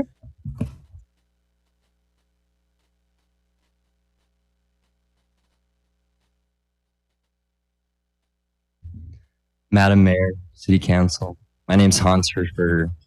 I didn't know I was going to be talking about this tonight, but I was inspired by the gathering and wanted to use my civic voice. I am a young professional who works down on Buckley and ride this route to work every day. And the amount of close calls I've had with cars, the amount of aggressive behavior I've noticed makes me tell people that want to do the same to reconsider sometimes. And I don't want that to be the case. I want this to be a city for everyone. We could talk about this from an economic standpoint, but I think earlier on in the city, in this meeting, we saw how expensive it is to maintain car infrastructure. And that is something that should be thought about as we think about making changes to our transportation methods and needs. Just honestly, in my opinion, this is a case of, should we subsidize humans or should we subsidize cars? So I would ask you humbly to consider completing the funding for this project. Thank you. Thank you. Any other commenters, City Clerk? That's it. Okay. Thank you so much for everyone who's taken the time to come here and speak their mind and share your thoughts. We really appreciate it, as well as all the people who emailed in and called, left messages. I know I received quite a few. I'm not sure about my council members, but thank you very much. And Councilmember Shoresman will start off the conversation. Oh, we're going to start all of us first. Yeah. Councilmember Shoresman. Thank you. And yes, I echo our mayor's sentiments that it's great to see a full house here tonight. I think we received at least 170-ish emails of public comment. So the energy around this has not lessened over the years. It feels like everybody is just as passionate about this this greenway one way or the other than they were just as passionate as they have been for the last 10 years. It was approved in 2018 at first. And so I think the reason that we got some comment asking why this was even on the consent agenda, and I think that's part of the reason why, or that is the reason why. This is supposed to be the last step of a multi-year process. Just last July, we approved going out to bid for this, and now we are seeing the last part of that. We received the bids, and now we're awarding the contract. So this is usually just a last check the box kind of thing. You have to find a little bit more money somewhere. That's where you do it. We do it all, knock it out in this last step. As some of our public commenters have said, this has been thoroughly vetted. All of the options have been looked at very, very closely by all of our community members that have participated in the process. And our city staff have come back with the best recommendations based on what the community wants in the majority. I realize that this isn't the plan that everybody likes and people would like to continue to tweak it. But this is what we have decided as a community through the stakeholder engagement process and through our expert city engineers and looking at best practices for what we should do with this area. This is the best plan that we've come up with. So that's why we're here today. We're here today to just approve the construction contract and to tweak where the rest of the money is going to come from and finalize the final plans. Yes, the project is more expensive than we thought it would be. Some of our commenters have talked about that. Inflation has been horrible. This has taken way longer and gotten more and more expensive with every month, every week, every year that this has gone by. So that's part of the problem. But this has also become a much better project over time and much more comprehensive project over time. Over 50% of the improvements are pedestrian improvements. This has become so much more than the bikeway that it was when people first started advocating for it. 60-ish street trees, numerous curb ramps, public art, lighting under the overpass, drainage improvements to help preserve the creek. This project has it all. And it, like I said, it's more than just a bike path. It's an attempt to bring accessibility and equity to the neighborhood and to help us reach our climate change and our Vision Zero goals. For those of you who don't know, our city has a Vision Zero goal. That means 0 deaths of pedestrians and bicyclists. And this is one way that we're gonna help get there. Just a moment to talk about the REOC decision, that there was a REOC committee meeting earlier this week. The Revenue Enhancement Oversight Committee is the group that oversees our local revenue measure, our local sales tax measure funds, and they were asked earlier this week for that last $1.6 million, or I guess it was last week. Last week, they were asked for the $1.6 million to fill the gap from what our construction bids came in on. And their purview is to look at projects that come in and look at the criteria of the local revenue measure and decide yes or no, does that project meet the requirements of the local revenue measure? They, quite frankly, overstepped their purview a little bit. They determined that this was not an appropriate project based on information that they were receiving from the public there. They did not look at the local revenue measure and make their decision, yes or no, this fits the revenue measure or not. There's a detailed staff report, agenda correspondence that was sent out if anybody wants to look at that to see exactly how this does fit the local revenue measure funds. So it is an appropriate use of funds. We've already designated local revenue measure funds towards this project. So that shouldn't really even be a consideration tonight. So again, I'm just going to close with saying, just a reminder, this is the last step in a very long process. It has come before several of us already in July to go out to bid for this construction process. And the decision to go forward with it was made long ago by councils that predate me. So I just wanted to throw all that information out there, as it might not be all known to everybody who's here tonight and who's watching. And we'll go forward with looking at just the recommendation tonight of approving the construction contract and adjusting the funding where it comes from. And I'll leave it there. Thank you. Councilmember Pease will be sharing Vice Mayor Marks as well as her own comments. Thank you so much. Vice Mayor Marks was kind enough to be able to write up some of her remarks. She appreciates having it pulled from the consent agenda. She's opposed to moving forward. I'll start with that. As is, she feels like she asserts it's over budget. Council is being asked to approve this expenditure, the extra $3 million plus. Council is being asked to approve this expenditure before upcoming budget hearings. It should be considered as part of the new budget, not rushed through before council has a chance to weigh and balance the cutbacks and trade-offs that would have to be made to other programs. And she supports the REOC decision of not allocating the 1.6. She goes on to, I'll paraphrase a little here, of opposing the other shifts in funding, that those funds should be kept for the other pieces in their other accounts. She supports the Lincoln Compromise that we've talked about today.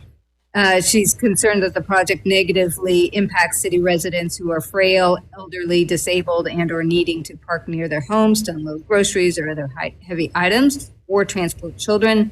She agrees with a study that was shared about that doesn't support two-way the cycle track, the bike lanes, as potential for collision. She continues that the depending on how the project is done, if it were revamped and rebid, that $1.7 million grant would not necessarily be lost. And conclusion, the most expensive solution is not always the best solution. This is an exorbitant Cadillac project when a more modest and fiscally prudent one is possible. She requests that we, her colleagues, consider directing staff to revise the project plans according to the Lincoln Compromise and rebid the project with the goals of reducing project costs to the original budgetary amount, increasing bicycle and resident and pedestrian safety, eliminating bidder litigation, and maintaining quality of life in this established neighborhood. So, thank you to Councilmember Marks, Vice Mayor Marks, for sharing those thoughts. My personal remarks, I want to thank Councilmember Shoresman for a really thorough process. I really don't have much to add. I would say that we have talked about this a lot. I really appreciate all the community participation, and I think that we have a shared intention for safety, a shared intention and value for quality of life, and that smart, informed people have different opinions on what's the right solution. In this case, it has gone over and over again. I don't believe that there is new information that would change the design and engineering and approach. We have the reality of the cost of inflation.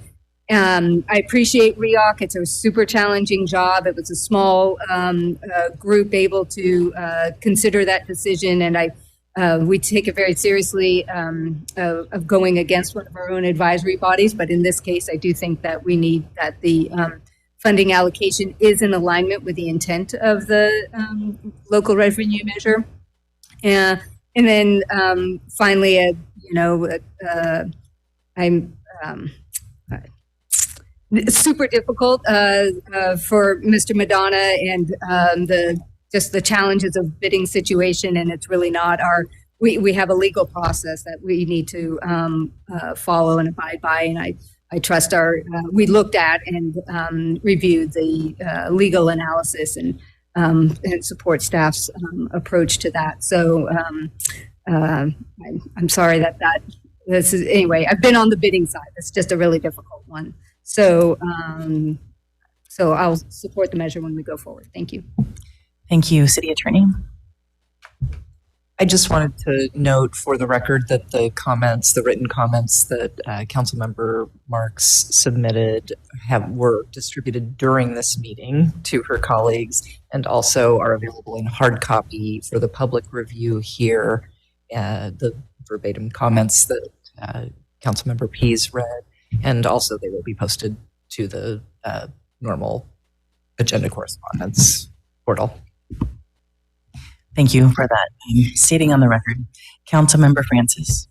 Thank you. I'm just so deeply grateful to all of you who came tonight and shared your testimony, and those of you who wrote in. It's really awesome to be a part of the democratic process, especially when people get so fired up about particular issues and really come out to try and plead their case. And I really appreciate all the time and energy that was put into that.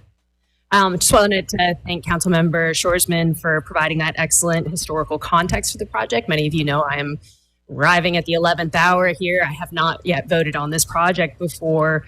I thought that was pretty thorough analysis of how we ended up where we are right now. And I'll only add that I think a really important piece of this, and this came up from several of you, is that this is a really important part of our safe routes to school. And I can't tell you how many parents have approached me and as a member of the community over the last decade who have been making that commute across town and have done it a few times or tried it for a few months and then just decided it was far too dangerous to continue to do with their kids. And they're waiting for this piece of infrastructure to be in place so that they can enjoy actually being able to get across town.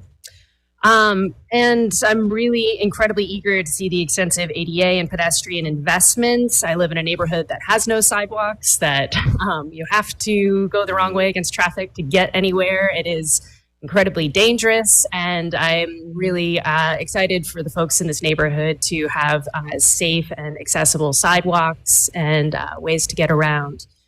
Also, just as somebody who lived in Germany for quite a while, we had the two-way cycle tracks in my neighborhood. They were pretty much everywhere, and they were used across driveway areas, and it was just kind of a part of the fabric. There were all different kinds of bike infrastructure, and this is an incredibly car-centric. I was in Bavaria, it's a very car-centric area, but there was a lot of bike infrastructure as well, and all these different types of bike infrastructure were integrated into society and used fairly seamlessly. I know it's an incredibly challenging thing to adapt to these new pieces, and it will take a little while, but I trust that we can get there together.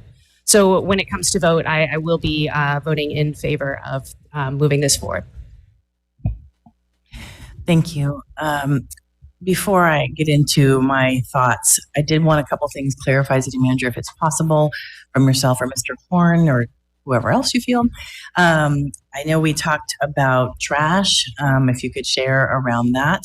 I know also some of the questions came to me was, is this 50% requirement something that was in the RFP and known ahead of time for the bidder? And then, sorry, there was one more question. Let me answer those questions and I'll come back with the other one. Thank you, Madam Mayor. I'm going to invite Mr. Schwartz to come up and talk a little bit. We've got some recent experiences. We've installed some separated bike lanes about our experience and the recommendations and how residents should be moving their trash bins out for trash day. And then Mr. Horn and his team can talk a little bit about the bid specifications. You hear me? Good morning, Madam Mayor and council members. Luke Schwartz, Transportation Manager at the City Public Works Department. The trash bin question is a good one. It's one we now have actual experience with and have found solutions that have been working well. So part of the design includes a physical curb with planter boxes that separates traffic from the bike lane, but at every driveway, that curb is pulled back 10 feet on either side, and there's a striped buffer area that's 3 feet wide by 10 feet long. So that fits, the largest trash bin that Slow Garbage uses is less than 30 inches. So it fits nicely within that buffer. Assuming the worst case, we have 3 of the largest bins of your trash, your recycling, and your green waste. Those all fit in that area. With the protected bike lanes that have gone in recently, the last 2 years on Marsh and Higuera streets, we've seen homeowners adapt quickly with placing their bins in the right spots. And a few that we've had issues with, we have a standard postcard we send, and it's helped explain why they need to be placed there. Our staff has also met in the field with Slow Garbage to talk about the plans. We walked through the design and made sure it's going to work for them with their trash collection duties, and they are supportive of the plan moving forward and didn't expect it to have any issues with their trash collection. And I think Public Works Director Matt Horn will have some responses on the bidding questions with the percent of subconsultant versus prime contractor. So yeah, I believe the question was it in the RFP package that we put out? And it is. All of our standard horizontal construction contracts have a 50% prime contractor clause, unless it's designated as a specialty bid item. So a lot of nuance there, but generally we're looking for a contract with a contractor who's going to do the majority of the work here. And that allows us better control of the contract. So if something comes up, we need to manage it, change it, or mitigate it for the community, we have a better ability to. That's the rationale for it. It's very standard in the industry that this used to be a Caltrans requirement, and I believe they lessened it down to 30% several years ago, and we've maintained the 50%. But it's included in all the contracts and well documented and pushed out. And along with that same question, there was a comment from the bidder that if they change the concrete, would that change to 50% then at that point? Yeah. Well, I don't know the numbers. I trust the bidder that they say if they shift materials cost one way or the other, yes, it would have moved it around. It's fairly common to manipulate documents that way to provide a document and a bid that complies with the requirements. But for us, for the city, we need to evaluate what is provided to us on the paper, on the paper bid. So we need to be able to establish, is this a responsive bid from the four corners of the document? We can't look anywhere else. And so we reviewed the information that the bidder provided to determine it was non-responsive in 2 different ways. One for subcontracting and the other for contractor qualifications. Okay, thank you. I appreciate your explanation. And then there was the cleaning that was brought up as well, and I'd love to hear about how the cleaning will happen. And then the bikes on the sidewalk, I believe that is still a no, not allowed, even in the new process or new greenway. So if you could both share about that. I'll address the latter question because I think there was a lot of misinformation. Staff did not bring this forward. The Active Transportation Commission brought forward an item to potentially allow and recommend to the council an item to allow for bikes to ride on the sidewalks. They ultimately did not move forward with that recommendation. So that is not before you. It is not on a work program. And so that is not being evaluated at this time, nor associated with this project. Mr. Schwartz will talk a little bit about our plans and what we're doing. We are sweeping our separated bike lanes. The council has provided some budget appropriations to augment our existing street sweeping, not only for these types of facilities, but as the council knows, we have new neighborhoods, Sands Ranch, Avila Ranch, and the Orca area. And so we want to provide those areas the same levels of service. Thank you, City Manager Johnson. I'll also note that our policies, our active transportation plan design guidelines encourages a shift towards planning designs that separate pedestrians in their own space and bicycles in their own space. We'll still have some legacy projects continuing to close gaps in the railroad safety trail, for example, where those will be shared facilities. But our main policies moving forward is here's the space for cars, here's the space for bicyclists, here's the space for pedestrians. And that's what this project represents, with the exception of the shared use path through the LDS church property, which is wide and has ample room for passing and to share the space. In terms of sweeping and cleaning, our construction contract includes the installation of the facilities and the landscaping and planter boxes along the bikeways, as well as maintaining that through the first year. And the intent is we have a existing on-call contract for landscape services, and that contractor maintains landscape in our medians, in our new protected bike lanes in the downtown. And they're not only regularly sweeping debris out of the bikeways, but also watering and maintaining the landscaping so it's looking nice and adds some aesthetic value to the neighborhood. In the future, as we're building out more facilities like this, there might be a point where there's value in the city and procuring a narrow sweeper that's specifically made for this type of application. At this point in time, the best balance of our resources and staffing capabilities is to have that done through a contractor that can make sure it's maintained in an aesthetically nice way and also clear and functional for cyclists. Great. Thank you so much. Thank you for answering those questions. I appreciate it. I knew there were some things that were maybe not exactly the correct information. I wanted to make sure that was shared here today while we are making that decision today. So thank you. For me, yes, first and foremost, thank you very much, Councilmember Shoresman, for giving a really good history and outline of what we've been through. We being the council, some of us here, some before us, staff here, staff before us, and what this has looked like. This is a huge, huge shift. And I will say, as a person who also doesn't cycle, it's something that I'm looking at going, what is that? What does this look like? But as I think about our students, meaning like 2 years old to college age student, how does everyone get around this town in a safe manner? And that's what I'm looking at, is how do we do that? What are those gaps that we have, and how can we create it? And I feel that there have been many comments about the the cycle track. And I have concerns around that as well. And, looking at some of the resources that were provided to me and continuing to research more, there are two-way cycle tracks in many places, and they do work. I trust our engineers and I trust our staff that is looking at this, that they're looking for the safest way possible. With our Vision Zero, we're trying not to have accidents, obviously. And so I truly believe that our staff is not looking at trying to create more, and therefore looking at the cycle track in that way. And part of this process really has been trying to make a compromise around Toro Street and allowing some parking and not some parking. And I think that part is kind of being lost on the how many spots are being taken away through this project.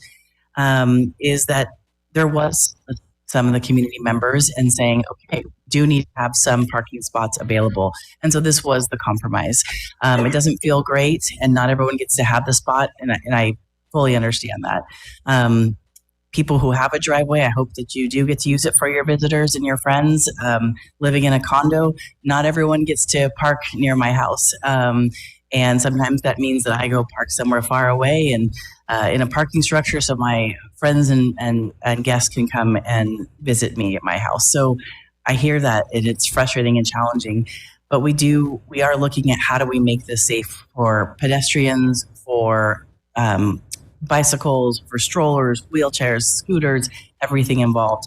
And, Luke mentioned there are a few spots where it will not be separated. But if you walk on the railroad safety trail, you can see it's quite large and quite wide. So that makes a little bit more sense how we can walk and stroll and roll at the same time. Excuse me. But I think safe ways to get around to all of our schools in this entire city and to work and to our park. That's my goal for the long run. Is while some of these will feel very painful in between as we're building and constructing and getting used to new transportation and new ways, it's not going to be fun. And I really, really am concerned around the education. And I really hope that, I know it's not called Bike Slow, it completely disappeared. The Bike Coalition and our schools and our staff really focus on coming together, the PD. How do we provide more and more education? Because someone mentioned the signs are confusing, and it's true. The signs are confusing sometimes if we don't understand them. So I think that's just something that I just really encourage, that as we continue on with all of our biking paths that will continue, that we talk about that, as well as, people were confused when we first started the parking in the middle of the street feel on Marsh and Higuera. But as we continue to have education around how to park and what that looks like, people are doing better and understanding it. So I think there's just a lot of education we have to provide as the city, and that's very important.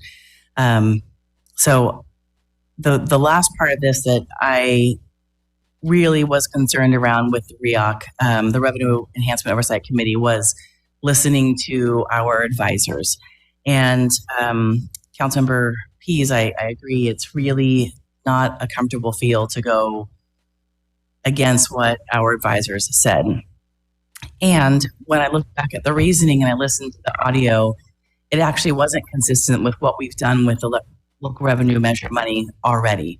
We have already put money in transportation with local revenue measure as well, due to the infrastructure reasoning within the local revenue measure and the definitions. We've already put money towards buffering bike lanes and more. I could go on. So really realizing that as far as their purview, I agree, Councilmember Schwarzman and Councilmember Pease, that we do need to go ahead and move forward with this. I will say for staff, as we continue to look at the budget, as the Vice Mayor mentioned, we really have to look at what our capital improvement project plan looks like. Where are we going to cut in the long run? Because we did find inflation, supply chain, it's all more expensive, and so will all of our other construction projects be. So what do we look like? What do we look at? How do we cut going forward? And that is going to be very important, I think, for all of us to make those decisions from the dais, but from the staff to bring to us as we go forward. So the last question I guess I would have is, if we didn't take it from the local revenue measure, where would we take that $1.6 million? Madam Mayor, members of the council, we have a recommendation for you as an alternative to look at the Infrastructure Investment Fund. You could pull those dollars from that account. We are, as part of our future CIP, as the council and the mayor just noted, we are looking at some significant costs over the horizon, just in this meeting, and looking at the 5-year horizon. And we've got the Prado Road Bridge, the Prado Road Overpass. These are substantial projects, and we've been squirreling away money and potential use, and also try to leverage grants. So we would need to find a way to put the money in the Infrastructure Investment Fund. If the council is inclined to look to the Infrastructure Investment Fund, then we would go back to the REOC with the proposals on how to use the 1.6 and offer other projects that we could designate in future year capital improvement programs. Okay, thank you very much. And there was one more thing for my council members to ponder. And I wish the Vice Mayor was here to ask her the same question.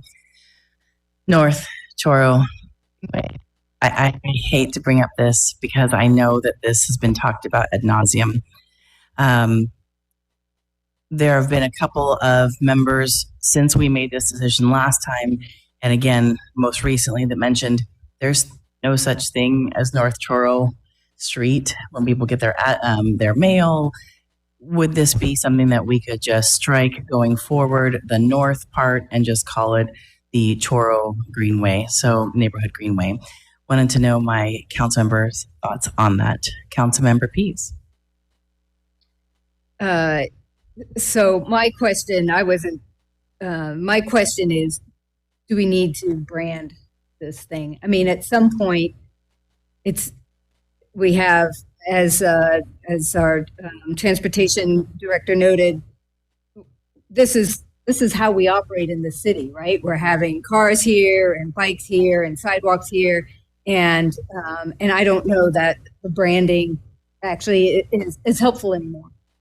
So I would propose either just calling it Greenway if we feel like it needs a sign to indicate that this is a special area, or we just strike that sign and just keep the paint on the sidewalk, on the lanes as the rest of it is. So that would be fine, because I agree. There's a North Choro Street, and that's not what this area is. And I was one of the ones who came up with that name. So I know Councilmember Marks Vice Mayor Marks had an interesting name based on a waterway, but that didn't seem to be gaining momentum.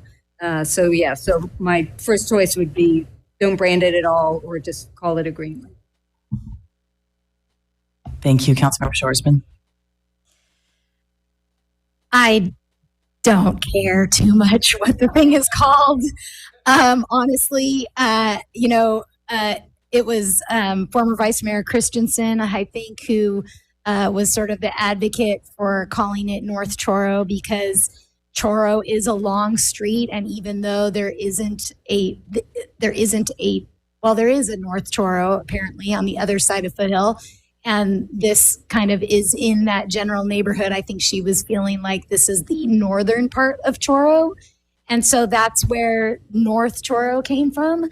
If y'all have a strong feeling about striking the north and just calling it Choro, I think that's a little bit confusing, just because Choro is a really long road. But whatever we want to call it at this point is perfectly okay with me. I do think that it helps it to have a name other than Greenway, because people use terms to reference where they are, but you pick. All you, go for it. Councilmember Francis. I need more than a minute to think about the branding on this, but I agree that the North Choro piece is a little confusing, as there is a North Choro. I am okay with whatever decision's made here, but if you really want my input, give me a day. Councilmember Pease. Honestly, to Councilmember Shorsman's point, I think that it's not worth trying to change it up right now. So I would move forward, unless you have other comments or considerations. I'd move the staff recommendation on item 6D, if I'm getting the number right. I understand. Thank you so much. And I hear you on the northern part of the Choro, and I just figured that since we actually have a street called North Choro, it is a little confusing, but at the same time, I think it's probably clear-ish either way. Yeah. Councilmember Pease has made a motion. Is there a second? Looks like Councilmember Shorsman. I will second. Thank you. And City Clerk, can we have roll call? Councilmember Pease? Yes. Councilmember Shorsman? Yes. Councilmember Francis? Yes. Mayor Stewart? Yes, and the motion passes 4-0. Thank you so much for the robust conversation, and the staff and the community as well. We're going to take a 15-minute break, and we'll see you back at 750. All right, thanks everybody. We're going to go ahead and get back started to item 7B, introducing an ordinance amending Chapter 9.10 and Chapter 17.86 of the Muni Code, modifying specific rules for cannabis retail storefront operations. Well, good evening again, Madam Mayor, members of council. Thank you again for allowing us to speak on this item. I'm joined here tonight by Captain Amoroso, and we'll be presenting a change to our city ordinances to expand enforcement capabilities of our community service officers. As you know, police across the country are challenged with finding creative ways to address increases in crime and maintaining high qualities of life throughout all of our communities. And I'm proud that the city of San Luis Obispo has led this effort for many years in the creation of creative solutions. And I'm going to approaching interrupt this. you because Oh, I yes. made a mistake. Oh. I was just ending our meeting early. We actually have to do section 7A, which you're also going to be displaying. So, yeah, so I was just going to share that I was introducing the wrong item 7B, and we're doing 7A, which is another ordinance amending several sections of the Muni Code as well. Good to go. Okay. I will not start over. I think you. But I'm just proud to say that our city has really led this way for many years. For several decades, we've had a field service technician or technicians. These are non-sworn civilian people doing really important work out in our community for public safety. In today's modern approach to policing, non-sworn employees have a broader role in delivering personalized and community-based solutions to very complex quality of life issues. We are reimagining police in San Luis Obispo, and I'm very proud that we're taking this initiative. This program before you tonight is just another step in what is an overall a very, very important approach to, as again, modern policing and improving the quality of life in our community. Our recommendation tonight is to review and approve the changes to the municipal code authorizing community service officers the authority to issue low-level citations for nonviolent infractions and misdemeanors. I will now turn it over to Captain Amoroso to proceed through the rest of the presentation, and myself, Captain Amoroso, will be available for any questions at the end. Thank you, Chief Scott. Good evening, Madam Mayor and members of the council. Brian Amoroso, Administrative Captain for the Police Department. We're here to talk about our changes for community service officers. Looking at our current landscape, we've had 2 full-time community service officers, or what, as Chief Scott mentioned, we used to call them field service technicians, for well over 40 years. My partner and I were trying to figure out exactly how long they've been there, and we don't even know because it predated anyone who's still at the police department. But these have been longstanding civilian employees, very valued for the department, that provide a variety of service. They provide a range of in-field services, support to the police department. Much of that has come with the changes to the dispatch center approximately a decade ago. A lot of paperwork needs to go back and forth between the police department and the dispatch center that didn't used to occur when they were in-house. So we've always looked for innovative ways to use civilian staff. And they also work out in the community, freeing up police officers for more in-progress and high-risk calls for service. We've recently hired 4 additional CSOs, so it's bringing our total force up to 6, which is an outstanding improvement. Those 4 new employees were hired on a contract basis with the goal to enhance safety and security in the city, specifically downtown. CSOs, like I mentioned, are a force multiplier for the police department, but they don't replace sworn police officers. But what they do is they allow extra sets of eyes, ears, and hands to handle issues when normally those issues would either be waiting for an officer to be freed up, or they may not ever be handled because they're either not seen on view, or by the time an officer gets there, the problem is no longer there. So, for example, CSOs might be walking downtown and see someone urinating or drinking an open container of alcohol or smoking. These are all things that action can be taken, and more than likely, by the time a citizen sees this, calls into an officer gets there, the person's not only not doing the activity, is likely not even there anymore. So having these CSOs downtown, we're really expecting is going to make a big improvement in some of the quality of life issues and things that we hear downtown. So some legal requirements. This is kind of the nitty gritty to what needs to change in order to give the CSOs authorization. So in a nutshell, before I get too much into the weeds, CSOs currently write parking violations and abandoned vehicle violations, things of that nature. Legally, they can write additional citations for things like smoking and urinating in open containers. But we did some analysis with our help from the city attorney's office and realized we needed a little cleanup language in the municipal code in order for us to be totally confident that it's written the proper way. As you can see here, there's a penal code that authorizes public officers and employees. So when it says public officers, that is not talking about a sworn peace officer. That's talking about, a more of a civilian type officer. When authorized by ordinance to issue citations for nonviolent crimes. So the law actually recognizes there is a need sometimes for a non-sworn peace officer to actually make a de facto arrest and release on a citation for a low-level misdemeanor, which is what this law provides. It also states that these public officers or employees must have a duty to enforce a statute or an ordinance via the ordinance. So that exists currently for parking. What we're trying to add in this update is to allow them to enforce the entire municipal code, any violation that may occur from it. SLO Municipal Code 1.16.060, that provides the city manager power to designate public officers or employees exercise powers based on the prior penal code that I had mentioned. There's currently 2 employee classifications in that section right now: zoning enforcement officers and chief building officials. And that's for the purpose of being able to enforce when they do their jobs. And then finally, explicitly adding CSOs to that section will provide the authority to issue citations for nonviolent infractions and misdemeanors in accordance with that penal code. So the actual recommendations, there's 4 of them for the municipal code to update. The first recommendation is in section 1.16.060 to explicitly include community service officers.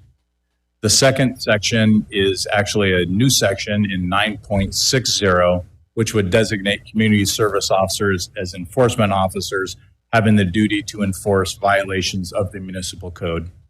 The third section, 10.08.070, this is to designate community service officers as enforcement officers having a duty to enforce violations of adopted state and city parking ordinances.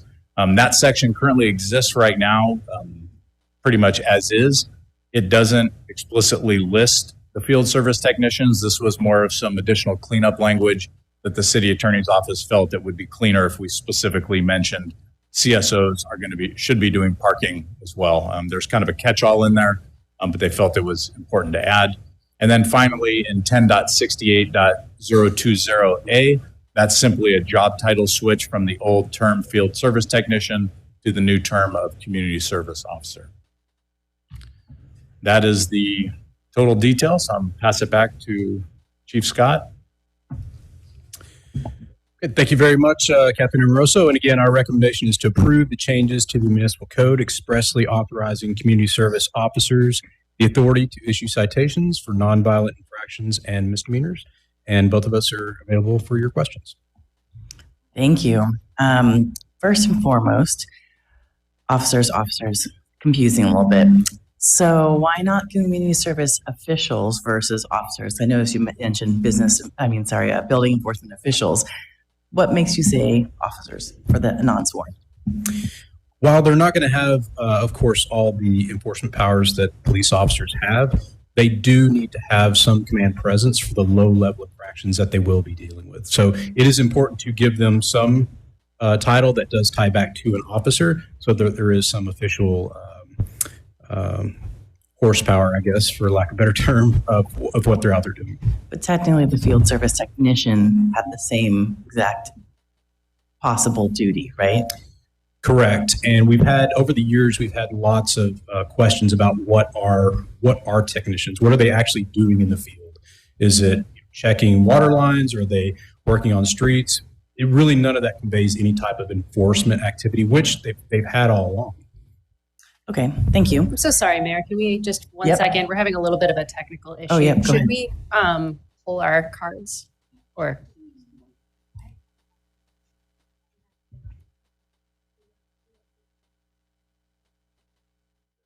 Oh, I thought it was just my ears. Okay, Council Member Shoresman. I'm afraid of my microphone. Okay. Just curious, with the transition from field service technician to CSO, So I work in the public sector too. I know how job classifications and salary schedules work. Has there been an actual change to the field service technician job specification and duty statement? Or is it just basically changing the name to community service officer so that it's more widely understood what that is? Got it. Thank you for the question. There has been significant changes. I'll allow Captain Amoroso to go into some of those details, but it was an opportunity to go back and look very carefully at the changes that need to be made across the entire program.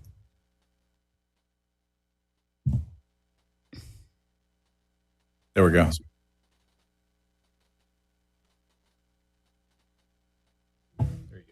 All right, I think I'm on now. Thanks, Chief. The changes to the actual job description, the main change was just to the name. And I do want to just kind of address one thing. One of the reasons we wanted to make a switch from field service technician, CSO or community service officer is a kind of standard in the law enforcement industry. People that work in agencies, community members, they understand generally what a CSO is. They understand it's a civilian member of law enforcement that has some enforcement action. I knew that in college. There were CSOs that worked. And other than the San Luis Obispo Police Department, I have never heard the term field service technician or FST. So it was always a point of confusion. And so this was an opportunity to try to clean up and be more in line with what is standard in our industry.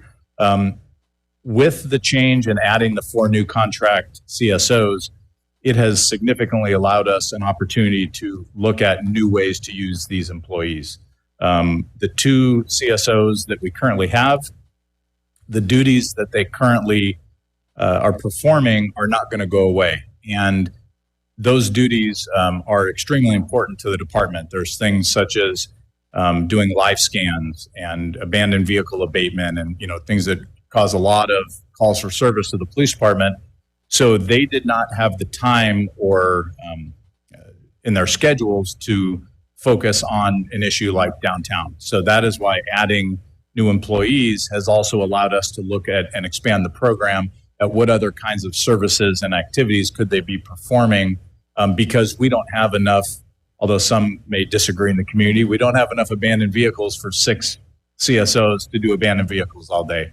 But we have enough of an issue that there's kind of a bifurcation of duties, and it also is going to allow us an opportunity to look at the CSO program more holistically and create almost different specialties like we have with officers, where we may have CSOs that specialize in abandoned vehicle and parking issues, CSOs that handle the live scan and 290 sex registrants, CSOs that are handling the downtown, both working with the business owners in a proactive way and also in an enforcement manner with what they see down there, and give them an opportunity to have specialties that they can move throughout their career instead of just being focused on abandoned vehicles or parking issues the whole time. So those are the types of issues, the types of things that we changed looking at their job description, but having those 6 is what allowed us to do that, which is why we couldn't with just 2. So will they have those specialties amongst the 6 of them, or will they be cross-trained so that they can sort of float between? What's sort of the plan for that? There we go. Definitely cross-trained. So right now, they will all learning the downtown piece first, and then eventually they will all be cross-trained. And then this is a new program for us. We've never had 6, as I mentioned. So we're going to be working through what does that look like? What is a rotation basis, maybe similar to what we use as officers, how long you stay in a specialty. And that's something that we'll be working both in our management team and with the employees themselves at understanding what is a great wave that is good for, it's equitable amongst all of them and also allows you to build deep skills too. It's also a challenge if you move people too frequently, then we sort of have a master of none type of situation as well. So we'll be looking into that, but yes. Then back to the job specification or job class, will there be any change to the salary range that's associated with that position? Or, for example, I guess I'm thinking about the 2 that were already in that job class. Is there salary going to stay the same with the change of name or title, or will that be varied in any way?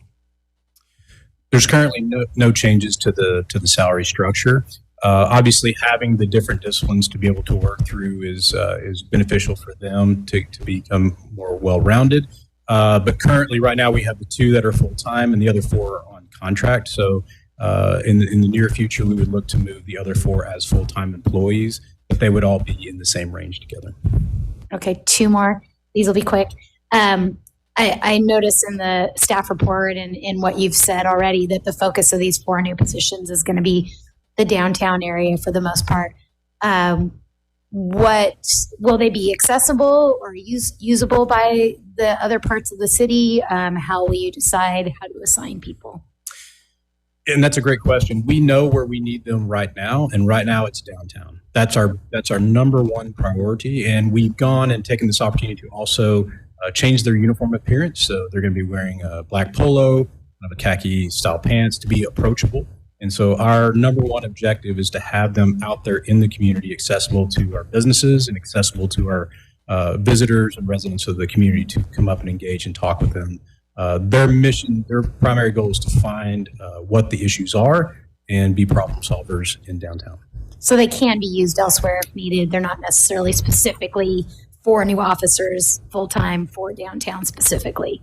Correct. And they'll be on different shifts, so there just won't always be 4 walking around. They'll be at different times of the day, some on the weekends, later in the evening. So it gives us a lot of flexibility. And we know there'll be other areas in the program or other parts of the city where they could be utilized, especially if some of the others are off and need to backfill. But right now, as we move into the development, we know our number one priority is downtown. Thank you for that clarification too. Just want to be clear about expectations of how many people will see roaming around the downtown streets. They won't necessarily all be there at one time. And then last but not least, in section 1.1606, where it talks about the code enforcement officer designation authority, there looks like that last sentence is basically what was added. The police chief and such other persons the police chief shall designate as enforcing officers, including but not limited to community service officers, shall also be employees so authorized. Just curious mostly about the including but not limited to language. I can see the reason maybe for trying to keep things broad, but also who else would you designate besides these community services officers? Correct. And I'll let Captain Amoroso speak to that. He spoke with legal extensively on why that language is in there to prevent coming back to make additional changes in the future. But I'll go ahead and let him speak to that point.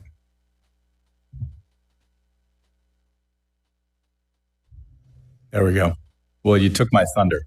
So yes, the language that was in there was placed so that if there was a title change in the future or an addition, as we continue to look for innovative ways to provide police service to the community, we don't know necessarily what that looks like, but if a different classification of employee was hired that was a civilian, it would prevent us from having to come for a further designation a second time.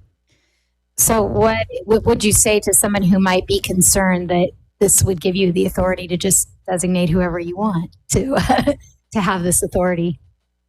So, and for the citation authority, I guess, these individuals do go to a course through the police academy. It's not the police academy, but it's at the academy. It's a 832 laws of arrest course is what they receive that provides them with some amount of training. But that being said, I don't have a whole lot of maybe Chief has something to bail us out. Thank you. Yes, I couldn't act unilaterally because I still report to the city manager. So the city manager will continue to approve those decisions, and council will be well briefed on any future changes that could arise. Madam Mayor and Council members, we had a bit of a conversation around this. I think, we have a professional responsibility and who we're designating. Understand that ultimately at the end of the day, we have standards, and Captain Amoroso talked about some of those standards, which 832 is just the beginning. Our CSO officers, as I understand it, are going through intensive other training right now.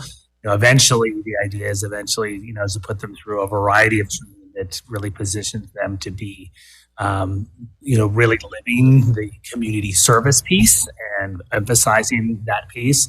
That may not ameliorate your concerns, but at the end of the day, it's about the judgment of the professionals in these positions and picking the right people with the skills to carry out those roles. I did want to just not leave that point, but also want to amplify. I think if Chief Scott and Captain Amoroso could talk about when we're full strength, what is the resources we would normally have in the downtown? Because I don't want to give the impression that CSOs are our strategy. As you know, there is a national and California and local challenge with recruitment of officers. And so San Luis Obispo is no different. And our department has done a great job along with HR in getting officers who are talented and who want to come serve San Luis Obispo. But if you could just touch on, normally how many officers we'd have dedicated to downtown. Yeah, thank you very much, City Manager Johnson. And again, I appreciate the clarification point because we do have 2 daytime bike officers. We have 2 nighttime bike officers that stay on bikes and patrol our downtown, as well as a sergeant that's dedicated to our downtown core. All that, we also have shift personnel that do come and rotate through downtown and answer calls for service.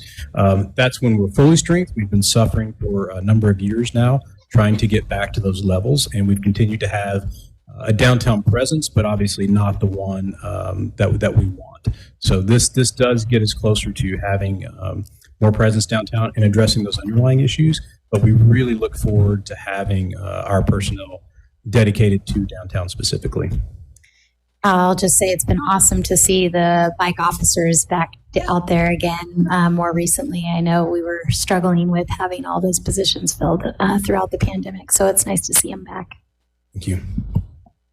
Thank you. Just kind of wanted to follow up on that. So you're not just going to deputize anyone back in the Wild West.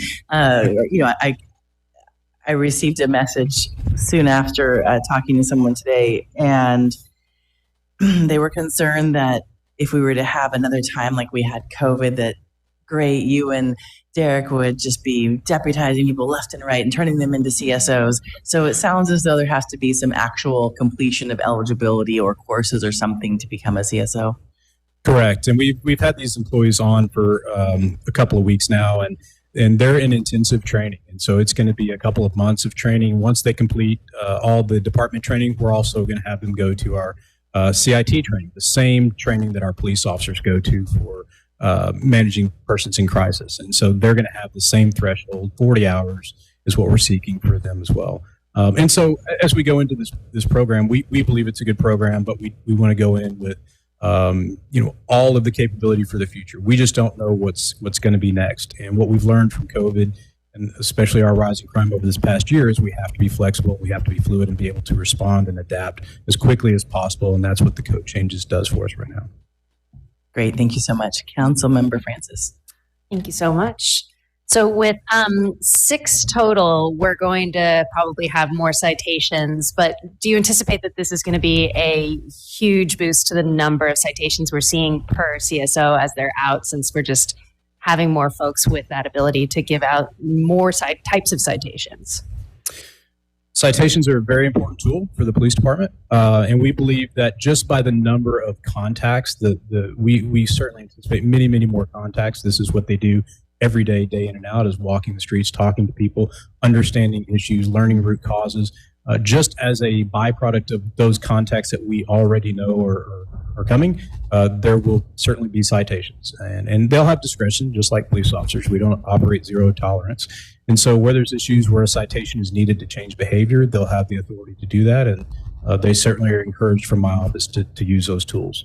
And just to clarify there, the objective isn't to issue citations, correct? The objective is to be on the ground and to have those points of contact and just be another set of eyes and ears. But the citation is a tool that will be utilized to kind of enforce as needed.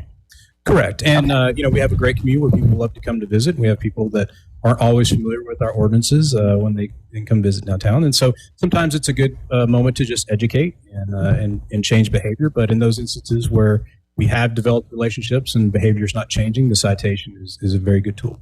Thank you. Thank you. Thank you. I think we are at the point of public comment. Do you have any, City Clerk? Yes, we have one, Angie Kasperzak. Kasparek? Mm-hmm.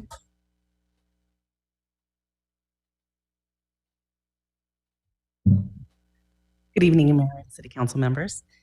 I like to speak in support of the new community service officers and their ability to issue citations. I think most of us agree with Chief Scott when he says that the policing needs to be reimagined. And I think the addition of more community service officers and expanding the mobile crisis unit are a step in the right direction. I'm speaking to remind the council that fines and fees disproportionately punish low-income and marginalized communities. California has been systematically getting rid of a lot of punitive criminal fees because of the damage it does to people that are already struggling. Extra court appearances and or seemingly inconsequential dollar amounts can snowball and lead to years of issues. I've seen it go into the decades of issues just from small citations, missed court appearances, and further criminalizing people who have issues. My hope is that the community service officers will be well trained in conflict resolution, motivational interviewing, and verbal judo, and that the chief will instruct the officers to use these citation powers only as a last resort and to keep track of how many citations these officers are getting. Thank you. Thank you so much. Any other commenters? No, we do not. Okay, thank you. See, Councilor Pease. Thank you so much. I'm also in support, and I do appreciate the remarks about the new thinking. Taking that ongoing, a series of fresh looks. What are the needs? How can we do that? And so to, recognizing historic national concerns on addressing public safety. So I thank Angie, our speaker, as well for those remarks. And I think that this is a bridge building kind of role as well. So I look forward to supporting this. Thanks. Councilmember Shorsman. Yes, ditto the thank you to our public commenter for amplifying the issues that we know have systematically occurred in all sorts of cities across the country and marginalizing and harming people that are already marginalized even further. I've been in support of this concept all the way along. I think we need, just like with the CSU and the CAT team, we need more friendly, less intimidating faces. And nothing against you all with the badge, but we know that not everybody, responds well or has experiences with law enforcement that are positive in their past. And so that can bring up a lot of things and cause the outcome that we don't want to have. So I appreciate this, and I think this is moving us in the right direction, not to mention helping hopefully with some of our issues of hiring sworn officers, because we know that's been an issue for a long time too. So looking forward to seeing this happen. Would welcome some sort of clarification, maybe some additional language to that one section of the code, maybe specifying training required or meeting certain training requirements, just so that it's clear that designation isn't taken lightly and that there are qualifications around that. I'm guessing that it's in the minimum qualifications for the job description or something like that, but maybe just a few words that would sort of make that a little bit more obvious in the municipal code if we think that that's appropriate. And I guess I would look to the city attorney to maybe suggest a couple of words or change in phrases for that.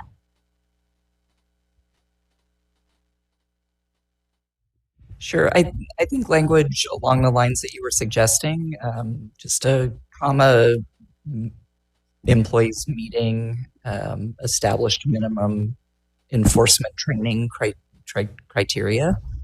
Do you have the language up there?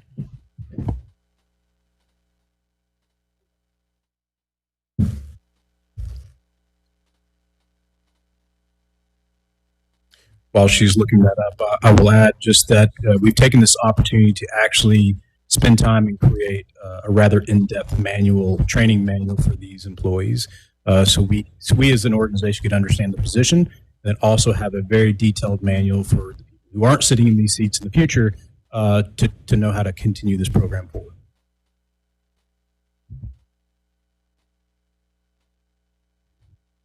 Section 9.60 enforcement currently reads, all adopted ordinances under this chapter, the violation of which are an infraction or misdemeanor, shall be administered and enforced by the police chief or such other persons as they shall designate as enforcing officers, comma, meeting minimum established qualifications for such personnel, including but not limited to community services officers.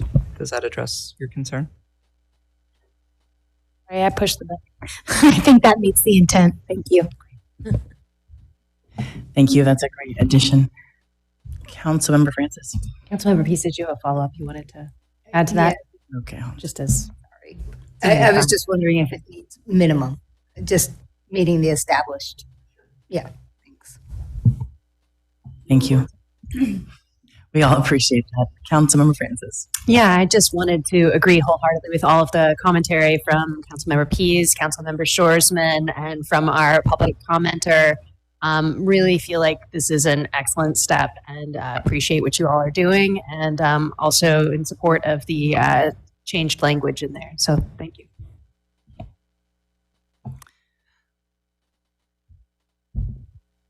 All right. I first and foremost really appreciate what you're doing. I think that, as you were saying in the beginning, Chief, this is, when people talk about police reform and reimagining police, this is exactly what we're talking about is, a sworn officer doesn't need to go in and talk to someone with a weapon about, hey, no public smoking. So I really appreciate that. I still really don't appreciate the officer word. I get it. Community service officer is the kind of the known title, but I forget the code. I think it was the last code that we talked about. It showed the building enforcement official, and I just think for the community, it's confusing, officer. So I'm not asking to cancel this entire thing because of this, but I think if we're really trying to show separation and help the community understand we're here for you, I just think that that's something to really consider as you look at future changes going forward. And I also really appreciate the public comment around the smallest fees. I mean, I've watched individuals from 40 Prado who can't get a job because they don't have the $35 for a driver's license. So, as we look at our citations, being aware of what are we doing? Is there community service or something that someone can do instead? And, helping people work through their challenges at that same time. And you mentioned the black polo and khakis. Just curious, will there be a name of community service officer on that polo, or how will they know that as they're walking around who that is? So we've recently had a badge project where we upgraded or changed our badges slightly just in color, and in response, it's going to be an embroidered logo, but community services officer doesn't fit all on there because it's too long. So we made the decision to just have it say community services. So their badges say community services. They don't actually say officer on them. So I wanted to point that out because it just dawned on me as you were talking that maybe this solved some of your concerns. Thank you so much. I think that is quite helpful, actually. City Attorney. Thank you, Mayor. I just wanted to address the fine and penalty issue and reinforce that these are folks that will be enforcing our municipal code, for which my office is the prosecutor. And so there's a lot of opportunity for that kind of intervention within the city, collaboration, and sort of innovative programs that can work through that process and not necessarily even have to involve the courts to the extent that the department and the other resources that we're bringing to bear in this environment identify alternative paths. We can be pretty creative with that with our own municipal code citations within the city process. That's wonderful. Thank you for bringing that to our attention. City Manager. Yeah, Madam Mayor, I just want to pick up on one of the comments that you made. And I came from a county that had a very robust community service worker program. So there was a restorative justice component, both for people in jail. The laws have changed a little bit, but certainly I'm hoping that when we start to talk about care court and other items, that we can start to think about community service work. I will tell you from my experience and my previous roles that we actually got employees out of that process. We ended up hiring people that became park maintenance workers, and then used that as a stepping stone to go to college. And so, there is some great models out there, and hopefully that just taking them their comment that can be something we have a conversation with the DA and the county about in the future. Absolutely. Thank you. And I've definitely seen the community service workers work well as I have seen CSOs work well in other communities too. And there was one other question. Oh, kind of stepping stones. So people who are doing the SNAP positions, would this be also kind of a good stepping stone for those individuals? It certainly could, and we've actually seen really good success in SNAP, call them snappers, becoming police officers. And so it really exposes them to law enforcement and helping the community, and I think this is just another avenue that would be a natural fit. Awesome. Well, thank you so much. Thank you. Do we have any other comments? Otherwise, I'd feel comfortable in moving this item. Councilmember Francis? City Manager Johnson would like to say something? No? Okay. Councilmember Francis. I'm happy to second. Thank you so much. Can we have roll calls, please? Mayor Stewart? Yes. Councilmember Francis? Yes. Councilmember Pease? Yes. Councilmember Shorsman? Yes. Motion passes 4-0. Thank you so much. I think you're going to sit right there still for the next item? No. Oh, okay. I don't know why I keep thinking we're going to do cannabis. Yeah.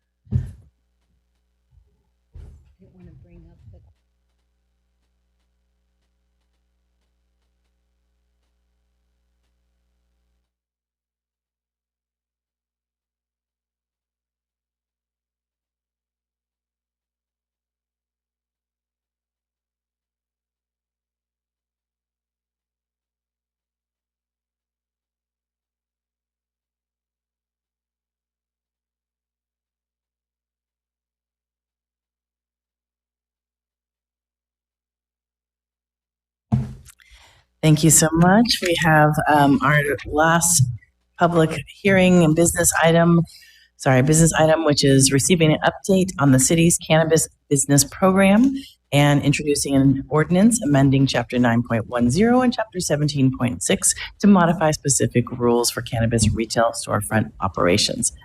Michael Codron. Thank you, Mayor Stewart. Yes, we're here with the Cannabis Business Program update, and Alex Fuchs will go ahead and give the presentation. But just to set the stage a little bit, at the fall of 2022, we had our last update with the City Council where we presented a variety of changes to the municipal code that really dealt with more of the internal functioning of the program and how it worked. But as part of that process, we did outreach with our local business community and got some feedback on changes that could be pursued to help our San Luis Obispo cannabis businesses be on the same sort of competitive footing as other businesses in the region, and serve the community better with services as well. So at that time, we got direction from the City Council to pursue those changes, and now we're back with this spring update. This is our regular time to come to the City Council with Cannabis Business Program updates as we prepare to open up a new application period this summer, and look forward to that. But first, let's hear a presentation from Alex, and we'll be happy to answer any questions you might have.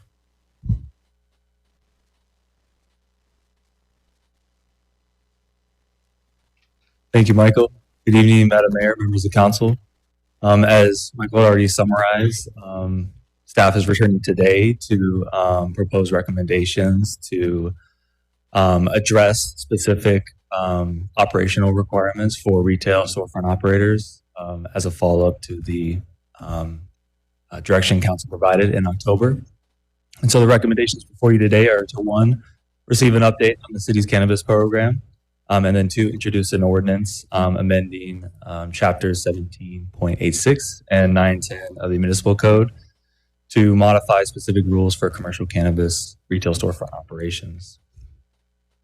Staff wanted to first begin the presentation by highlighting the closure of a major chapter in the cannabis business program, with a recent conclusion of the Natural Healing Center lawsuit.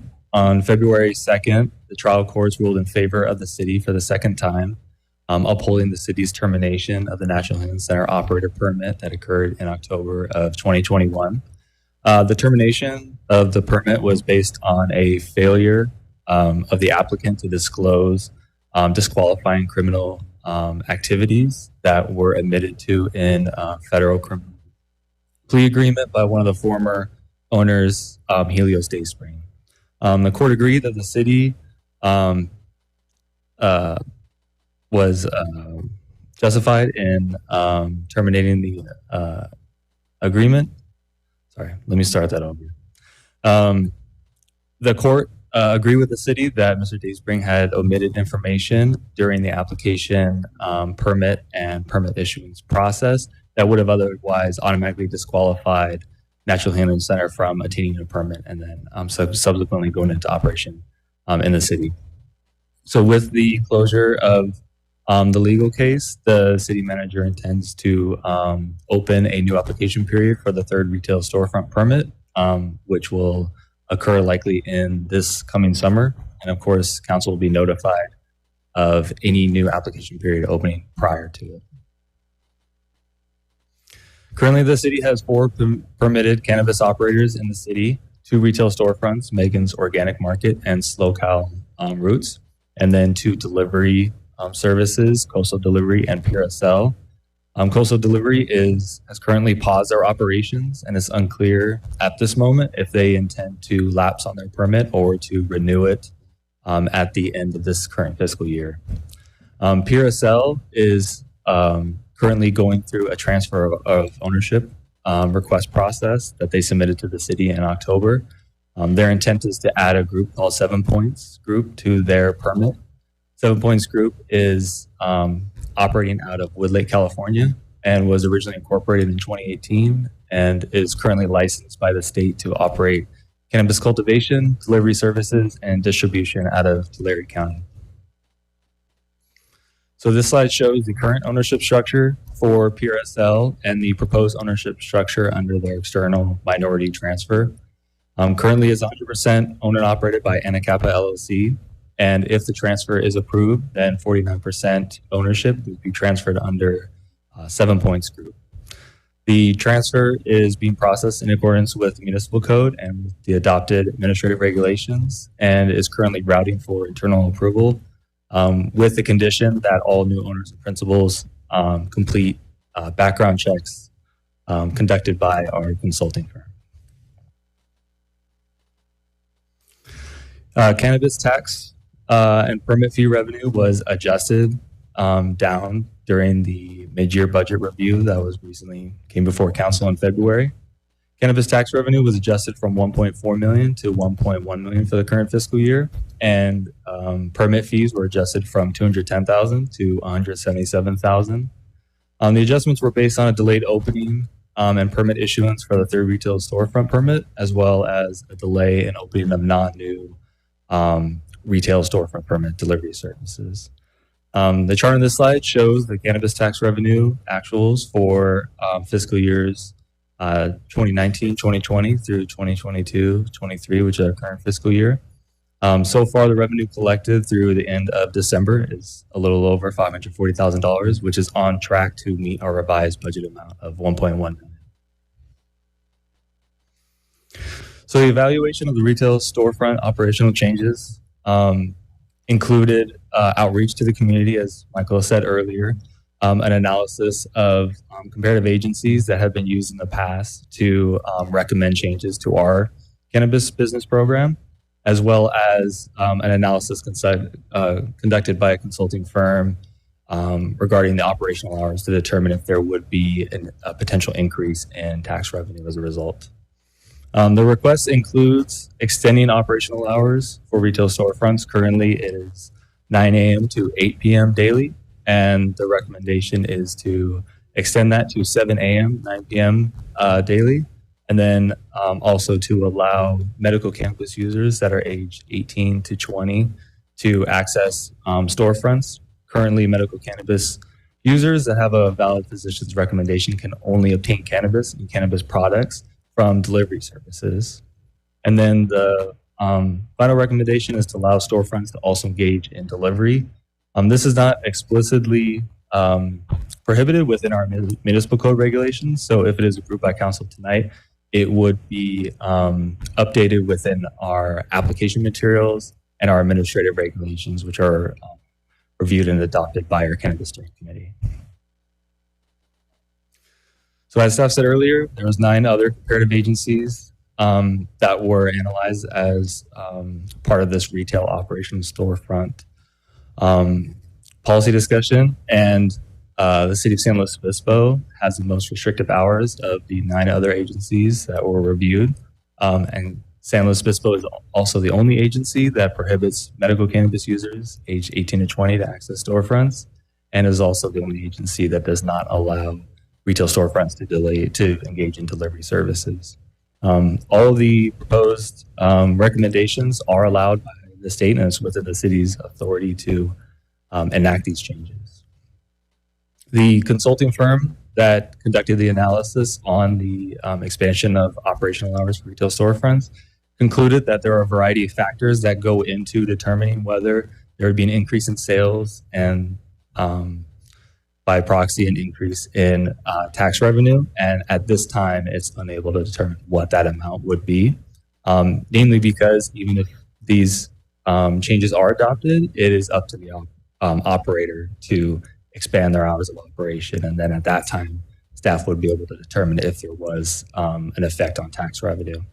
Their conclusion was that ultimately it provided greater flexibility to operators, which is important for the emerging permitted cannabis market.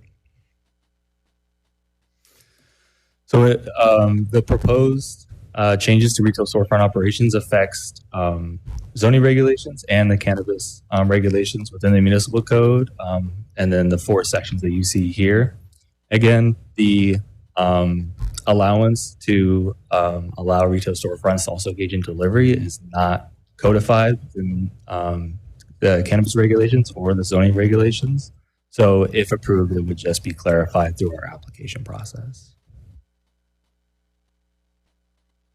Looking to the future, staff intends to return in May with a proposed expansion to the cannabis business overlay zones. In 2018, council designated 7 areas of the city where they felt it would be appropriate to permit commercial cannabis activities.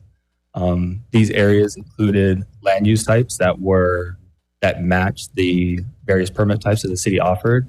They were also free of state and local sensitive uses such as school, daycare facilities, public parks, and they had properties that fronted arterial streets, which is a requirement within the zoning regulations for retail storefront permits. So 2 areas recently annexed by the city, the Clarion Court and Fierro Lane area shown on the left was annexed in 2019. It's located just north of the airport.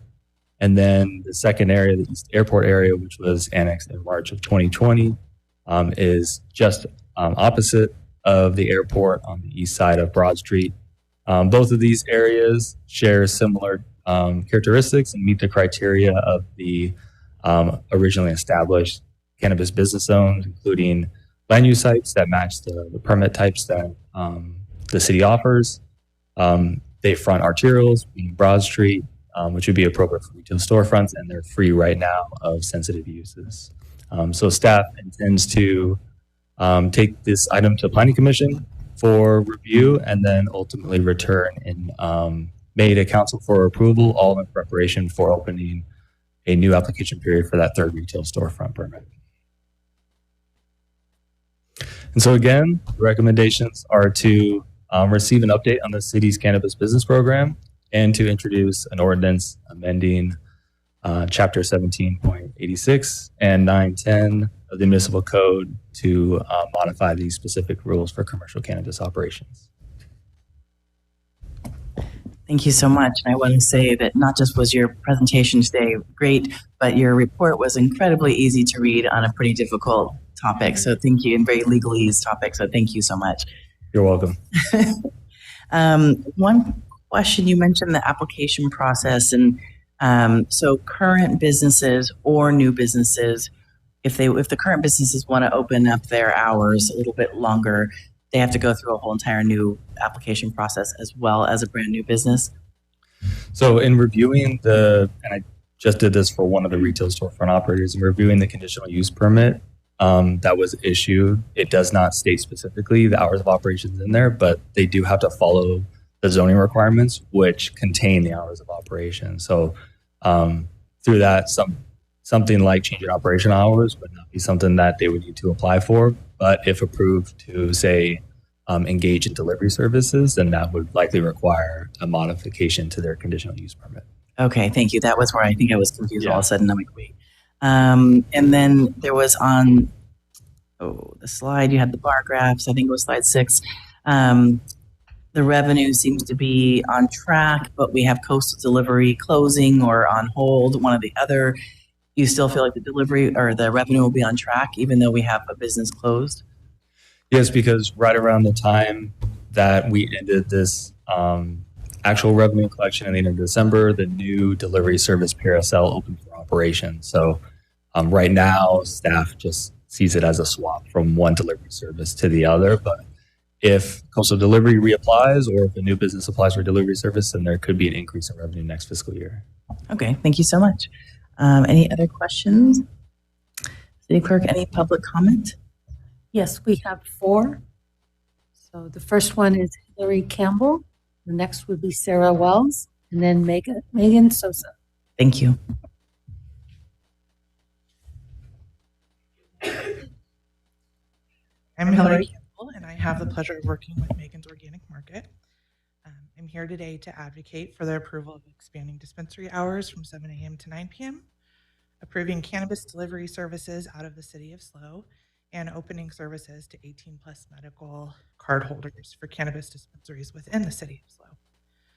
I urge you to consider the significant benefits that these measures will bring to our community. Firstly, I want to address the high demand for 18 to 20-year-old medical card holders who are currently unable to fulfill their needs within the city of SLO.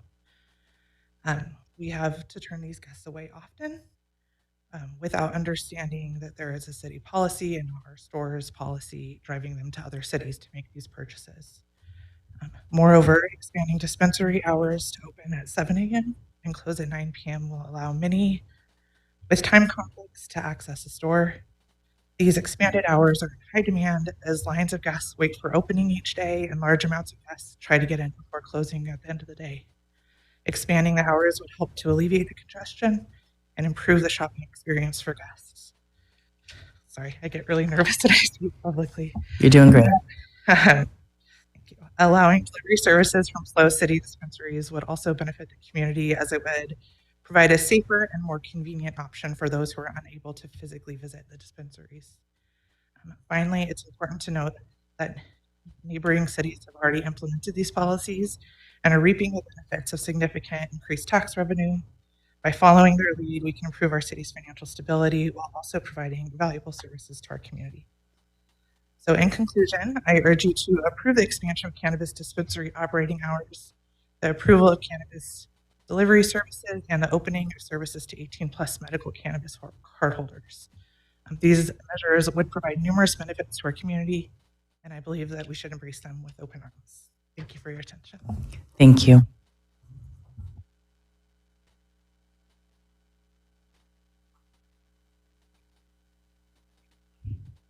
Good evening, everyone. My name is Sarah Wells, and I'm here as a representative of Megan's Organic Market. I've had the distinct pleasure of working with our company since 2020, first in the role of general manager for SLO's first retail dispensary, and most recently as the new store opening director responsible for operations across our new locations. I am here to request your approval to extend our dispensary's retail hours to more closely reflect the DCC requirements for the state, as well as the other amendments that have been proposed. Currently, in the city of SLO, dispensaries are limited to operating from 9 a.m. to 8 p.m. daily, which is more restrictive than the state regulations allow for. As a result, we're unable to meet the demands of our customers who want to shop for their cannabis products during extended hours. We strongly believe that expanding our dispensary's retail hours will benefit not only our business, but also the city of SLO. By operating longer hours, we anticipate more foot traffic in our store, which will bring more tax revenue to our city. Moreover, the additional tax revenue that our business generates will benefit the community as a whole. At Megan's Organic Market, we're committed to and have shown our desire to be involved in our community and supporting the local economy. Since we began operations in SLO 3 years ago in August, we've received high accolades from regulatory inspections, and we've been embraced by the local community. Extending our retail hours is crucial for the growth of our business and will result in an increased job opportunities for our employees, as more will be needed to cover the expanded hours, and it will contribute to the overall prosperity of our community. We hope the council will approve the proposed extension of operation hours, as well as the other proposed changes. Thank you for your time and your consideration. Thank you.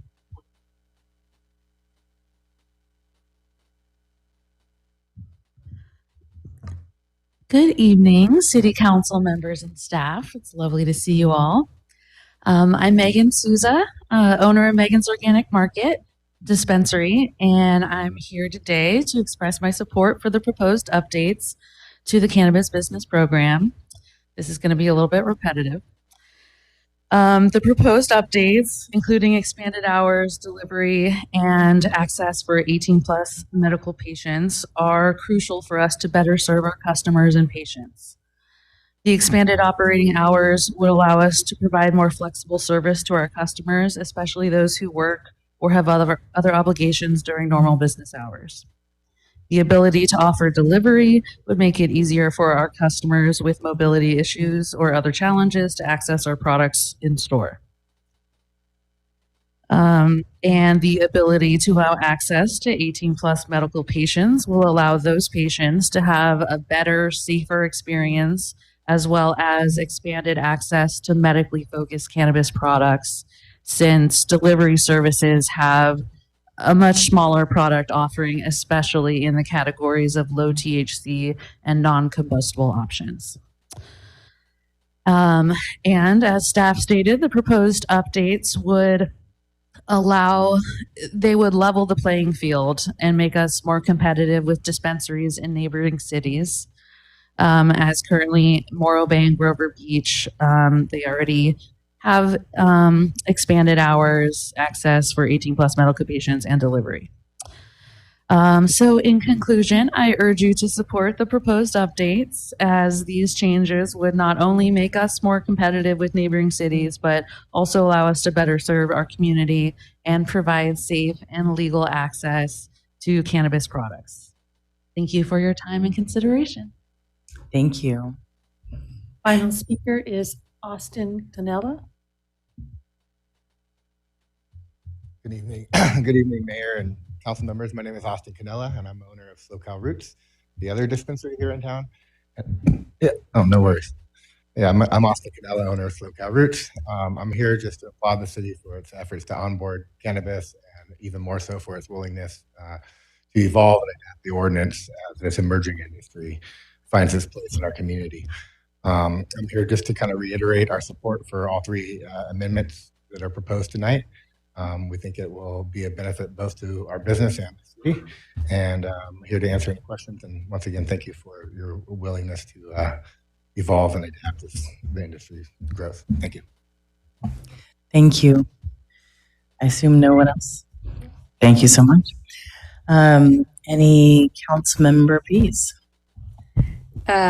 Thank you. Thank you to staff for the work. A pretty compelling argument and convincing.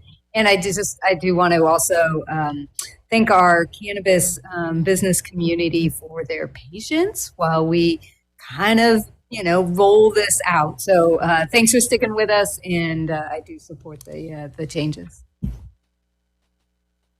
Councilmember Shores. Yeah, I agree with Councilmember Pease. We looked at this several months ago when we first had a chance to really talk through these potential changes, and we're kind of behind the curve. So I don't really see any reason. I remember at that point asking some of our retailers if there was any issues with, in particular, having the 18 to 20-year-old population with whether or not they could handle the requirements that they would need for serving those clients, making sure that they had an accurate prescription and all of that. And they seemed very amenable to that, and thought it was not going to be a problem for them to implement that new sort of standard at their doors. So I look forward to supporting this. I did have one question I kind of forgot to ask earlier, if it's okay, about the new annex areas that are going to the Planning Commission. You had the one slide that showed those. And just wondering, those are areas, excuse me, those are areas that are probably going to be growing and changing over time. And is the zoning there right now all commercial? Is that why these are appropriate spots for maybe a new expansion area? Yes, these are service commercial and manufacturing areas of the city. And so as Alex noted in the presentation, they meet the criteria for the different types of licenses that are available. And so, I know that's also very close to the airport area, and I don't remember the boundaries of the airport area specific plan and what types of development can be where, but are those areas potentially places where we might have housing, or are they in an area that would never really be possible? Well, one of the work programs that we're contemplating for as housing continues to be a major city goal is the ability for properties within the airport area to do mixed use development. However, the process hasn't been fully, evaluated in terms of what the permit requirements would be for mixed use development in the airport area relative to the airport. But that's certainly, something to keep in mind in terms of compatibility of mixed use development in cannabis business zones.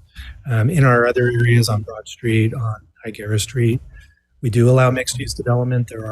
There is housing proximate to our other cannabis businesses, and we haven't had complaints or issues yet. But these are areas that are primarily going to be commercial, and our big concern actually about mixed use development in the airport area is ensuring that we are primarily focused on the commercial head of household job nature of development, that it can support that type of development more so than housing in the airport area. So it's something that we're looking at as a source for housing production, but not like a major new, development area for housing.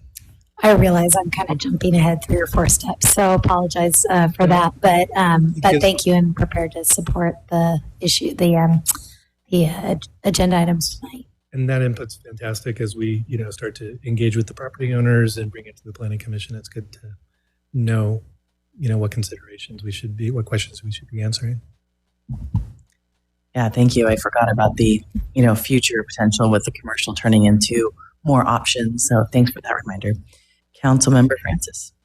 Yeah, happy to see us coming in line with a lot of our neighboring communities, and I'm prepared to support this as well. Wonderful. Yeah, I agree. As far as the report and the commenters mentioned, we're really just leveling the playing field as far as access and equitable practices to our other cities in our county and many other cities according to that table. So really, it seemed pretty clear and obvious that this is a good next step. So thank you very much. Do I have a motion? Councilmember Francis. I will move to approve. Great. Second from Councilmember Shoresman. Yep, I'll second. Great. Thank you. Can we have a roll call? Councilmember Francis? Yes. Councilmember Shoresman? Yes. Councilmember Pease? Yes. Mayor Stewart? Yes, the motion passes 4-0. Thank you so much. Well, that is the last business item we have. At this point, we get to chat about the liaison reports and communications. Thank you for coming. Do we have any reports? Councilmember Pease. Thank you so much. I did want to share that as part of SLOCOG's efforts for regional transportation planning, as well as looking ahead to housing in the next round of the RENA, they have a regional housing infrastructure plan that they're developing, the HIP, and there's several. There are a few different groups, and then there's a central kind of a little bit of a steering committee. And I've been asked to serve on that, and so I and Heather Moreno, Mayor of Atascadero, are the electeds on there, as well as staff members from Grover Beach, Trevor Keith from Building Planning. There's some industry fellows or folks from industry development, transportation. Cal Poly is part of it, and REACH staff is kind of contracted to put together a lot of the work. So I'm really excited about the regional collaboration. There's a housing trust fund as part of it. So a whole bunch of different interests coming together and figuring out like really what's the infrastructure that's needed in order to get the housing that we want and where we want it, and then the kind of looking at it from both sides. Where do we have the infrastructure? And if we don't have it and it's a good spot for housing, where, that helps us prioritize our infrastructure, whether it's, transportation, but also water and, some other access for services, et cetera. So we just have had one meeting so far, and I'll keep you all posted. Awesome. Thank you. Councilmember Shorsman. Yeah, Councilmember Francis and I had the opportunity to attend our first Nacimiento Commission meeting a couple of days after our last council meeting. Drove up to Templeton with staff, and I am the alternate on that commission. Councilmember Francis is the primary member, so it was a good learning opportunity for me so that I could back her up if needed. But that's, I think, the only thing that I have to report this time. I am going to just take another opportunity to plug the March 23rd ribbon cutting. Looking forward to celebrating all the improvements that we've done downtown. And hope to see everybody there. Thank you, Councilmember Francis.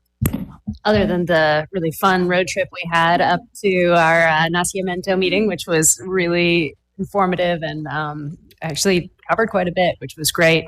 I also had my onboarding with the Air Pollution Control District and got a fantastic training from them, which I really appreciated. I do want to just take a moment, and I haven't done this before, so if I get the procedure wrong on this, just let me know. But I wanted to ask if we could put to a vote putting a moratorium on additional neighborhood parking districts until the program can be reevaluated. I was wondering if we could discuss. City Manager. So I think, Madam Mayor, I had a chance to talk with Councilmember Francis, and so I think following the parking and access plan, if you recall, we've received some correspondence about some proposed changes, and I responded back and copied the full council, indicating that we weren't planning on getting to that work, which we think is a pretty intensive dive to revamp the neighborhood parking process. And so if the council's interested in not having new ones formed until such time as that happens, you can give us direction and we can agendize such an item, or we can agendize an item to discuss whether you want to agendize that item at a future date. So we would just need some direction from you. Okay, thank you. Councilmember Shorsman. I guess my question is, do we have interest bubbling up out there from any entities or groups that want to set something up between now and when we might look at this further? Madam Mayor and Councilmember Shorsman, there's currently no neighborhood parking districts, new ones being formed underway. They're always percolating in the background. So they're always kind of bubbling out there, but whether or not they materialize and actually go through the process is one that usually takes some time to talk with staff and then develop some neighborhood support, some soft neighborhood support before they come back to and start the process. Councilmember Francis. My concern stemmed from what appeared to be a fairly long runway between now and when we would get to review that. And since it seemed like there was fairly significant support on the council for reevaluating the program, I was wondering if it would be wise to ensure that we don't have new districts coming in under the old rules before we have a chance to look at them. City Attorney. I just want to caution the council that the limits of the discussion are whether or not you want to agendize it. And so we can't have any debate or deliberation on the substance of the issue without an agenda item. Thank you. Councilmember Pease. Sure, I'd be happy to have a brief agenda item in the future to understand and consider a short-term moratorium. I guess I have a question for City Manager, possibly City Attorney as well.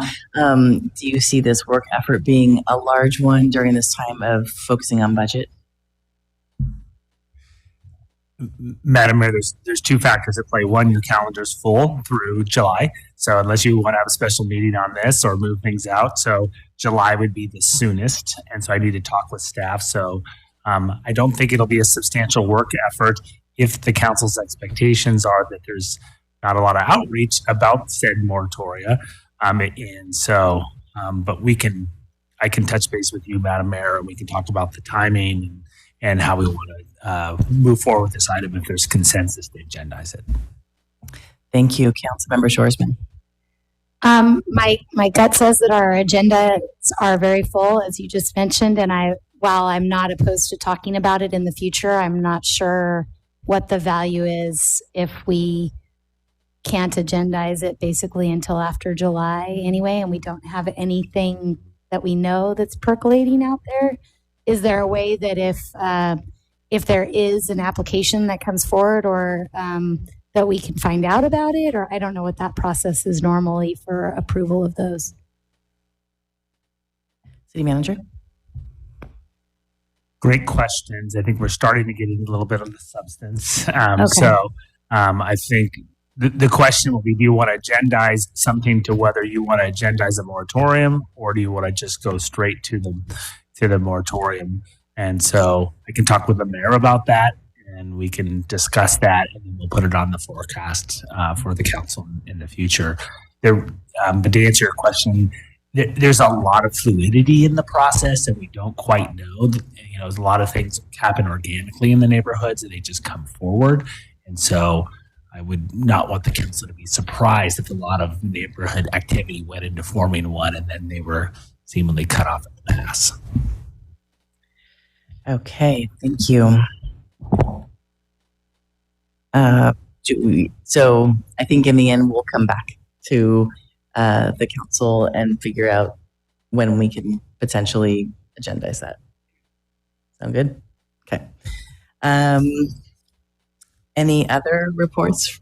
Okay, sorry, I just realized. Okay, well, I just wanted to thank all of you and all the staff, especially our city clerk's office and everyone who's applied for our advisory boards. We've been actively part of many different interviews and on our many different advisory boards, and it's been pretty intense. I think we have a few more left, so just thank you, and please thank the rest of your staff, city clerk as well.